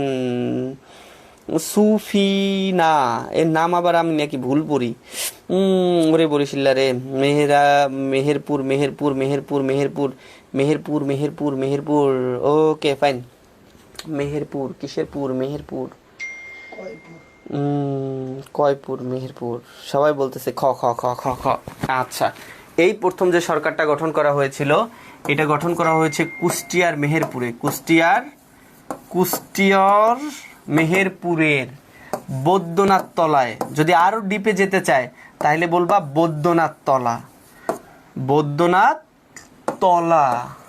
আচ্ছা, যদি গ্রামের নামও জানতে চায়, অতদূর যায় না, বলে দেশের প্রথম সরকারটা গঠিত হয়েছিল কোথায়? কুষ্টিয়ার মেহেরপুরের বৈদ্যনাথ তলা। ঠিক আছে, এই বৈদ্যনাথ তলায় হচ্ছে প্রথম সরকারটা গঠিত হয়েছিল। যদি গ্রামের নামও জানতে চায় সেটা আমরা বলতে পারবো, সেটা হচ্ছে ভবের পাড়া গ্রাম। ভবের পাড়া ওই এলাকা তো হচ্ছে কুষ্টিয়া, তো কুষ্টিয়া তো লালনের এলাকা, ওখানে সবই হচ্ছে ভবের দেশের লোক, এই জন্য ওখানের গ্রামের নাম হচ্ছে ভবের পাড়া। দেখো, কুষ্টিয়ার মেহেরপুরের বৈদ্যনাথতলা ভবের পাড়া গ্রামে মুজিবনগর সরকার গঠিত হয়েছিল। তাহলে কুষ্টিয়ার মেহেরপুরের বৈদ্যনাথতলা পর্যন্ত মনে রাখো। ঠিক আছে, সবাই সঠিক উত্তর করেছি, কারো ভুল হয় নাই। তবে কুষ্টিয়ার মানুষদের মন মানসিকতা অনেক ভালো হয়, এরা লালনের মন মানসিকতারই। কিন্তু মজার বিষয় হচ্ছে আমাদের নিউরন পরিবার টিম একবার হচ্ছে কুষ্টিয়া গেছিলাম, সেখানে হচ্ছে আমার সহযোদ্ধা মেহেদি স্যার ছিল, তারপর এইসাল হাসিফ স্যার, সাইফুল সাইফ স্যার, নাহিম শান্ত স্যার, সবাই ছিল, হাবিব ভাই ছিল মেবি, কুষ্টিয়াতে যখন গেছিলাম। তো আমাদেরকে হচ্ছে লালন স্যার মাজারে হচ্ছে ঘুরতে নিয়ে গেছিল। তো যাওয়ার পরে আমরা হচ্ছে একটু করছিলাম, তোমার হচ্ছে গাড়িটার যেই দরজাটা খুললাম, এর মধ্যে অনেকে দৌড়ে আসছে আমাদের দিকে, এসে জিজ্ঞেস করলো ভাইয়া লাগবে, বুঝতে পারছো? তো আমরা বললাম যে কি অবস্থা, কি লাগবে ভাই? পরে আমাদেরকে একটু কাগজের মধ্যে কি যেন মোড়ানো কিছু পাতা টাতা দেখাইলো, ভাই ওসব তো চিনেও না আমরা, মোড়ানো কি কি যেন দেখাইলো যে ভাই এগুলা লাগবে, কি যেন পাতা, শুকনা পাতা টাইপের। তারপর তো আমাদের সাথে যারা আল্লাহ বললো যে থাপড় খাইছো, আমাদের দেখলে এরকম মনে যায় এখান থেকে, তারপর চলে গেছে। যাই হোক, এগুলো খাইলে মনে হয় খুব দ্রুত আল্লাহর কাছে পৌঁছানো যায়, ধ্যান ধারণা ভালো হয়, জানি না আমরা। কিন্তু সত্যি কথা বলতে কুষ্টিয়ার লোকজনের মন মানসিকতা অনেক ভালো, এরা অনেক অতিথি পরায়ণ, অনেক মিশুক টাইপের হয়। যেটা আমি বুঝলাম, ওই যে দরজার খুললাম মন্ত্রী দৌড়েই আসলো, চেনে না জানে না দৌড়ে চলে আসছে, ছাল লাগবে নাকি? ঠিক আছে, হবে স্যার, লাগবে না। স্নেহা আক্তার আমাদের সাথে যুক্ত আছেন। খালেদ মোশাররফ, কে ফোর্স কার নাম অনুসারে গঠন করা হয়েছিল? আমরা সবাই জানি খালেদ মোশাররফের নাম অনুসারে হচ্ছে কে ফোর্সটা গঠন করা হয়েছিল। তাহলে শফিউল্লাহর নামে হচ্ছে এস ফোর্স, মেজর শফিউল্লাহর নামে হচ্ছে এস ফোর্স। তারপর হচ্ছে মেজর জিয়াউর রহমানের নামে গঠন করছিলাম জেড ফোর্স, আর কে ফোর্সটা গঠন করেছিলাম মেজর খালেদের নামে। এই মোট 3টা ফোর্স গঠন করা হয়েছিল মহান মুক্তিযুদ্ধের সময়ে। স্যার কয়টা আসবেন লাইভে? যারা হচ্ছে লাইসেন্স পরীক্ষার্থী আছে তাদের জন্য কিন্তু আমাদের প্রত্যেকটা দিনই হচ্ছে শিডিউল ক্লাস থাকে। যারা এই বছর সেপ্টেম্বর মাসে পরীক্ষা দিয়েছেন কিন্তু রেজাল্ট আশানুরূপ হয়নি, তাদের চিন্তার কোনো কারণ নাই, নিউরন পরিবার সবসময় আপনাদের পাশে ছিল এবং থাকবে ইনশাল্লাহ। যারা লাইসেন্স 2026-এর মার্চ মাসের পরীক্ষা অংশগ্রহণ করবেন তাদের জন্য আমরা নিয়ে এসেছি দারুণ একটি সুখবর। আপনাদের জন্য কিন্তু পেড ব্যাচের শিডিউল ক্লাস আমরা কিছুদিনের মধ্যেই শুরু করবো। আপাতত আপনারা ফ্রি সেমিনার ক্লাসে আমাদের সাথে প্রতিনিয়ত যুক্ত হন, যেখানে দেশের আলোড়ন করা এবং নিউরনের দুই সুযোগ্য কর্ণধার ইসাল হাসিফ স্যার এবং সাইফুল সাইফ স্যার আপনাদের নিয়মিত ক্লাস নিয়ে থাকে। যাদের লিখিত বই পড়ি আপনারা নার্স হয়েছেন এবং ইনশাল্লাহ তাদের ক্লাস করেই আপনারা এই লাইসেন্স পরীক্ষায় উত্তীর্ণ হবেন এবং বাংলাদেশের একজন যোগ্য নার্স হিসেবে প্রতিষ্ঠিত হবেন। তো আর দেরি না করে বাংলাদেশের হচ্ছে এখন নার্সিং সেক্টরের প্ল্যাটফর্মগুলো ওই যে গ্রামের কথায় ব্যাঙ্গের ছাতার মতো, এখানে এখানে আনাচে কানাচে অনেকগুলো প্ল্যাটফর্ম হয়েছে। শুধু বাসায় টিভি দিয়েও একজনে ক্লাস করায়, হোয়াইট বোর্ড দিয়েও দাঁড়ায় একটা ক্লাস নিচ্ছে। তো এই সব জায়গায় আপনারা আসলে ভর্তি হয়ে 2-1টা ক্লাসের পরে আপনারা প্রতারিত হচ্ছেন এবং শেষ পর্যায়ে গিয়ে আপনারা বারবার ব্যর্থ হচ্ছেন। তো এরকম যাতে ব্যর্থ হতে না হয়, বাংলাদেশের সর্ববৃহৎ প্ল্যাটফর্ম নিউরন নার্সিং কোচিং সেন্টারে আপনারা যুক্ত হয়ে যাবেন। এখানে চাকরি নামক যারা সোনার হরিণটা ধরতে চান, যাদের অলরেডি হচ্ছে লাইসেন্স হয়ে গিয়েছে, তাদের জন্য কিন্তু বিপিএসসির পরবর্তী নিয়োগের জন্য আমরা অলরেডি ক্লাস শুরু করে দিয়েছি। আপনারা দ্রুত আমাদের পেড ব্যাচে যুক্ত হয়ে যাবেন, যেখানে বাংলা ইংরেজি সাধারণ জ্ঞানের জন্য আলাদা আলাদা অভিজ্ঞ টিচার থাকবে এবং আপনাদের টেকনিক্যাল সাইটের জন্য আমাদের ইসাল হাসিফ স্যার, সাইফুল সাইফ স্যার সহ বাংলাদেশের নামি দামি অনেকগুলো টিচার থাকবে। এবং শেষ মুহূর্তে তো আপনাদের জন্য সুপার সাজেশন আমরা দিয়েই থাকি, যেটা আপনার ট্রাম্প কার্ড হিসেবে কাজ করে। ওকে, দ্রুত অ্যান্সার করবা। আর মাত্র হচ্ছে 3-4টা প্রশ্ন আছে, এরপরে কিন্তু আমাদের সবার প্রিয় সাইফুল সাইফ স্যার লাইভে যুক্ত হবে। আপনারা সবাই হচ্ছে যুক্ত হয়ে যাবেন। যারা নার্সিং শিক্ষার্থী আছেন তারাও হচ্ছে সাইফুল সাইফ স্যারের অ্যাটলিস্ট কথাগুলো শুনবেন। ক্লাস শুরুর সাথে সাথে হচ্ছে স্যাররা যেসব দিক নির্দেশনামূলক কথাগুলো বলে বা হচ্ছে যেসবগুলো আপনাদেরকে করতে বলে দৈনিক অ্যাক্টিভিটিস, এগুলো অবশ্যই হচ্ছে পালন করবেন, ঠিক আছে? ওকে, দ্রুত একটু যুক্ত হয়ে যাব। বীরশ্রেষ্ঠ মতিউর রহমানের উপর ভিত্তি করে যে ছায়াছবি নির্মিত হয়েছে সেই ছায়াছবিটার নাম হচ্ছে অস্তিত্বে আমার দেশ। আমি একটু দ্রুত হচ্ছে আগাচ্ছি, 4টা অপশন নিয়ে হচ্ছে আলোচনা করবো ইনশাল্লাহ পরে। তার মানে দেখেন, অস্তিত্বে আমার দেশ এই ছবিটার নির্মাতা হচ্ছে নির্মাণ করা হয়েছিল বীরশ্রেষ্ঠ মতিউর রহমানের জীবনের উপর ভিত্তি করে। এবং মনে রাখবেন, এই যে বীরশ্রেষ্ঠ মতিউর রহমান, ওনার কবরটা কিন্তু ছিল পাকিস্তানের করাচিতে। পরবর্তীতে যদিও হচ্ছে স্থানান্তরিত করা হয়েছে, কিন্তু এই বীরশ্রেষ্ঠের কবরটা ছিল পাকিস্তানের করাচিতে। ওনার জীবনের উপর ভিত্তি করে নির্মিত হয়েছে অস্তিত্বে আমার দেশ। ওরা 11 জন, এই ওরা 11 জন কিছুক্ষণ আগে পড়ে আসছিলাম, এটার পরিচালক যেন কে ছিল? চাষি নজরুল ইসলাম। রাইট, আমি জানতাম আপনারা পারবেন, এই জন্যই আগে বলে দিয়েছি। তাহলে মতিউর রহমানের উপরে ভিত্তি করে নির্মিত হয়েছে অস্তিত্ব আমার দেশ। ওরা 11 জনের পরিচালক হচ্ছে চাষী নজরুল ইসলাম। আগুনের পরশমণি উপন্যাসের উপজীব্য বিষয় কি? সবাই একটু দ্রুত জানাই দিবেন। আগুনের পরশমণি, এটা আপনাদের পারার কথা। আগুনের পরশমণি, ঠিক আছে। এটার হচ্ছে উপজীব্য বিষয় কি, মানে হচ্ছে এটা কোন বিষয়কে কেন্দ্র করে নির্মাণ করা হয়েছে। একটা কথা বলি, আপনারা জানেন যে কবর, কবর নামে একটা আছে কবিতা, একটা আছে কবর নাটক। কবর যদি কবিতা হয় যে ওইখানে তোর দাদির কবর ডালিম গাছের তলে, 30 বছর ভিজিয়ে রেখেছি 2 নয়নের জলে, এতটুকুন তারে ঘরে এনেছিলাম সোনার মতন মুখ, পুতুলের বিয়ে ভেঙে যেত বলে কেঁদে ভাসাইতো বুক। কবিতাটা অনেক সুন্দর, এটা যদি আপনারা শোনেন তাহলে হচ্ছে শুনতে পারেন, ভালো ভালো যারা আবৃত্তি করে তাদের কণ্ঠে শুনবেন আপনারা। তো এই যে কবর কবিতাটা আছে, এটা যদি কবিতা হয়, তাহলে কবর যদি কবিতা হয় তাহলে এটার পরিচালক হচ্ছে কবি জসিমউদ্দিন, পল্লী কবি জসিমউদ্দিন। কিন্তু যখনই কবিতা নাটক হবে, কবরটা কবর ওইগা, এটা হচ্ছে কবিতার নাম জানো কি বললাম? কবর কবিতা। ও আচ্ছা, কবর কবিতা, এটা হচ্ছে জসিমউদ্দিনের। আর কবর যদি নাটক হয়, কবর যদি নাটক হয় তাহলে মনে রাখবেন এটা হচ্ছে পরিচালক মুনির চৌধুরী। পরিচালক হচ্ছে মুনির চৌধুরী, যেইটা ভাষা আন্দোলনের উপর ভিত্তি করে নির্মাণ করা হয়েছিল। তার মানে কবর যদি নাটক হয়, এটার উপযোগ্য বিষয় হচ্ছে ভাষা আন্দোলন, যেটার পরিচালক হচ্ছে মুনির চৌধুরী। আর একটা জিনিস মনে রাখবেন, 14ই ডিসেম্বর যেদিন হচ্ছে বুদ্ধিজীবীদের হত্যা করা হয়েছিল, এই বুদ্ধিজীবীর মধ্যে কিন্তু মুনির চৌধুরী ছিল, ঠিক আছে। ওকে। আর কবর যদি কবিতা হয় তাহলে জসিমউদ্দিন। কিন্তু আমাদের প্রশ্ন ছিল আগুনের পরশমণি, এটা আসলে কোন বিষয়ের উপর ভিত্তি করে নির্মিত হয়েছিল? এটা মুক্তিযুদ্ধের উপরে ভিত্তি করে নির্মিত হয়েছিল। বারবার পরীক্ষা আসে মুক্তিযুদ্ধ ভিত্তিক একটা বিখ্যাত প্রামাণ্য চলচ্চিত্র কোনটা, আপনাদের বলতে হবে আগুনের পরশমণি। পরবর্তী প্রশ্ন, আর মাত্র 2টা প্রশ্ন আছে, 2টা প্রশ্ন। 71-এর ডায়েরি গ্রন্থটির রচয়িতা কে? কে কে পারবো? দ্রুত একটু জানাই তো। 71-এর ডায়েরি, 71-এর ডায়েরি, 71-এর ডায়েরির রচনা কে? 71-এর ডায়েরি রচয়িতা কে? দ্রুত জানান। আমরা সবাই জানি 71-এর ডায়েরিটা লিখছে সুফিয়া কামাল।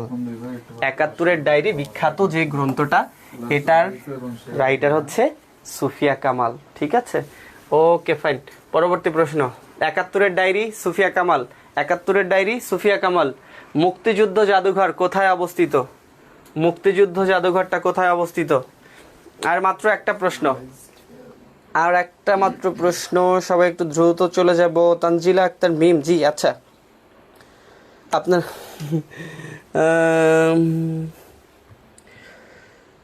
নাটক কবর মুনির চৌধুরী, ঠিক আছে ঠিক আছে ঠিক আছে।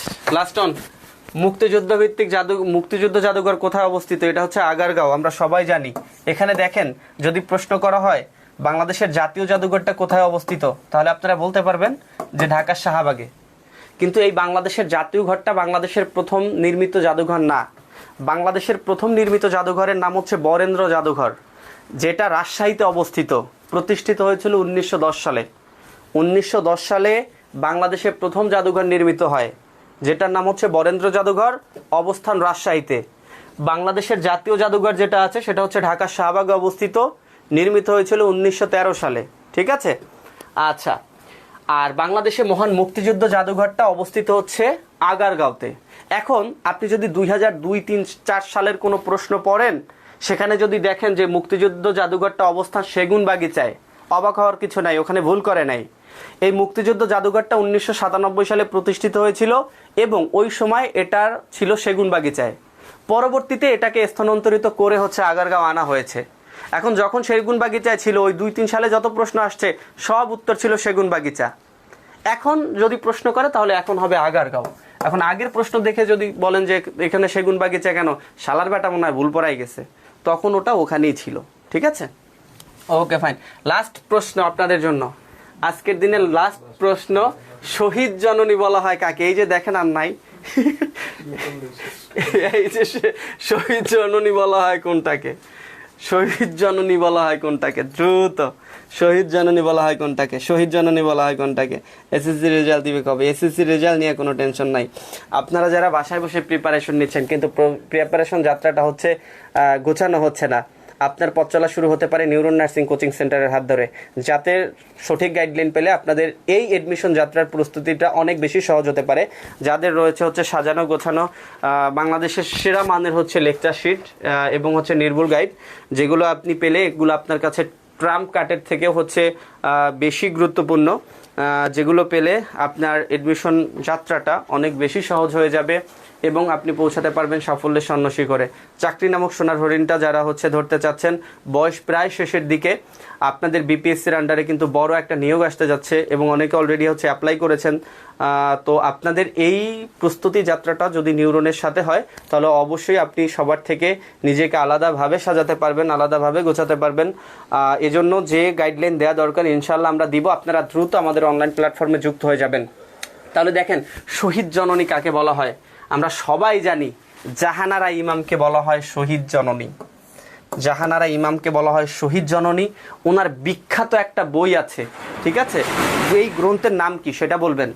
৭১ পর্যন্ত আমি বলে দিলাম, ৭১ বলে দিলাম। ৭১-এর দিনগুলি, ৭১-এর দিনগুলি বিখ্যাত এই গ্রন্থের রাইটার হচ্ছে জাহানারা ইমাম, যাকে বলা হয় শহীদ জননী। আর বেগম সুফিয়া কামাল, ওনাকে বলা হয় জননী সাহসিকা। ওনার একটা বিখ্যাত বই আছে, সে বইটার নাম হচ্ছে ৭১-এর ডায়েরি। এই ৭১-এর ডায়েরি আর ৭১-এর দিনগুলির মধ্যে গোলাই ফেলা যাবে না। সুফিয়া কামালের ৭১-এর ডায়েরি, যাকে বলা হয় জননী সাহসিকা, আর জাহানারা ইমামকে বলা হয় শহীদ জননী। ওনার একটা ছেলে শহীদ হয়েছিল, যার কারণে শহীদ জননী বলা হয় ওনাকে। ওনার বিখ্যাত গ্রন্থের নাম হচ্ছে ৭১-এর দিনগুলি। আর এই বেগম রোকেয়াকে নারী জাগরণের কি বলা হয়? বেগম রোকেয়াকে বলা হয় নারী জাগরণের অগ্রদূত। নারী জাগরণের অগ্রদূত।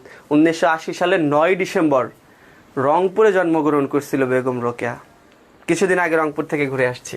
আচ্ছা, তাই এই বেগম রোকেয়া, উনি হচ্ছে, ওনাকে বলা হয় নারী জাগরণের অগ্রদূত। ওকে, তাহলে শেষমেশ একটা কথাই বলবো, no more today, give my সালাম to your parents and love for all. ক্লাসটা কেমন ছিল সবাই একটু হচ্ছে জানাই দিবা। তোমরা যারা নিউরনের অনলাইন এবং অফলাইন প্ল্যাটফর্মে ইতিমধ্যে যুক্ত আছো, তোমরা তোমাদের ফ্রেন্ডদের মধ্যে এই ক্লাসগুলো শেয়ার করে দিবা। এবং তোমাদের কাছে যদি ভর্তির জন্য পরামর্শ চাই অবশ্যই হচ্ছে তাদেরকে পরামর্শ দিবা। তোমাদের হাত ধরেই এই নিউরন নার্সিং কোচিং সেন্টারটা অনেক দূর আগায় যাবে। সর্বোপরি একটাই কথা, তোমরা আছো তাই নিউরন সাফল্যের পথে হেঁটে যেতে যেতে বহুদূর যেতে চায়। তোমাদের হাত ধরেই আমরা বহুদূর আগায় যাবো ইনশাল্লাহ। একদম হচ্ছে প্রত্যেকটা দিন তোমরা হচ্ছে লাইভ ক্লাসে যুক্ত থাকবা। এবং যারা এখন পর্যন্ত আমাদের প্ল্যাটফর্মে যুক্ত নাই, তারা অবশ্যই সারা বাংলাদেশে আমাদের ৫৬+ ব্রাঞ্চ রয়েছে, এই ব্রাঞ্চগুলোতে ভর্তি হয়ে যেতে পারেন। যাদের পক্ষে ব্রাঞ্চে এসে ভর্তি হওয়া সম্ভব না, আপনারা অবশ্যই আমাদের অনলাইন প্ল্যাটফর্মে যুক্ত হয়ে যাবেন ইনশাল্লাহ। আজকের মতো আপনাদের কাছে বিদায় নিচ্ছি। আসসালামু আলাইকুম।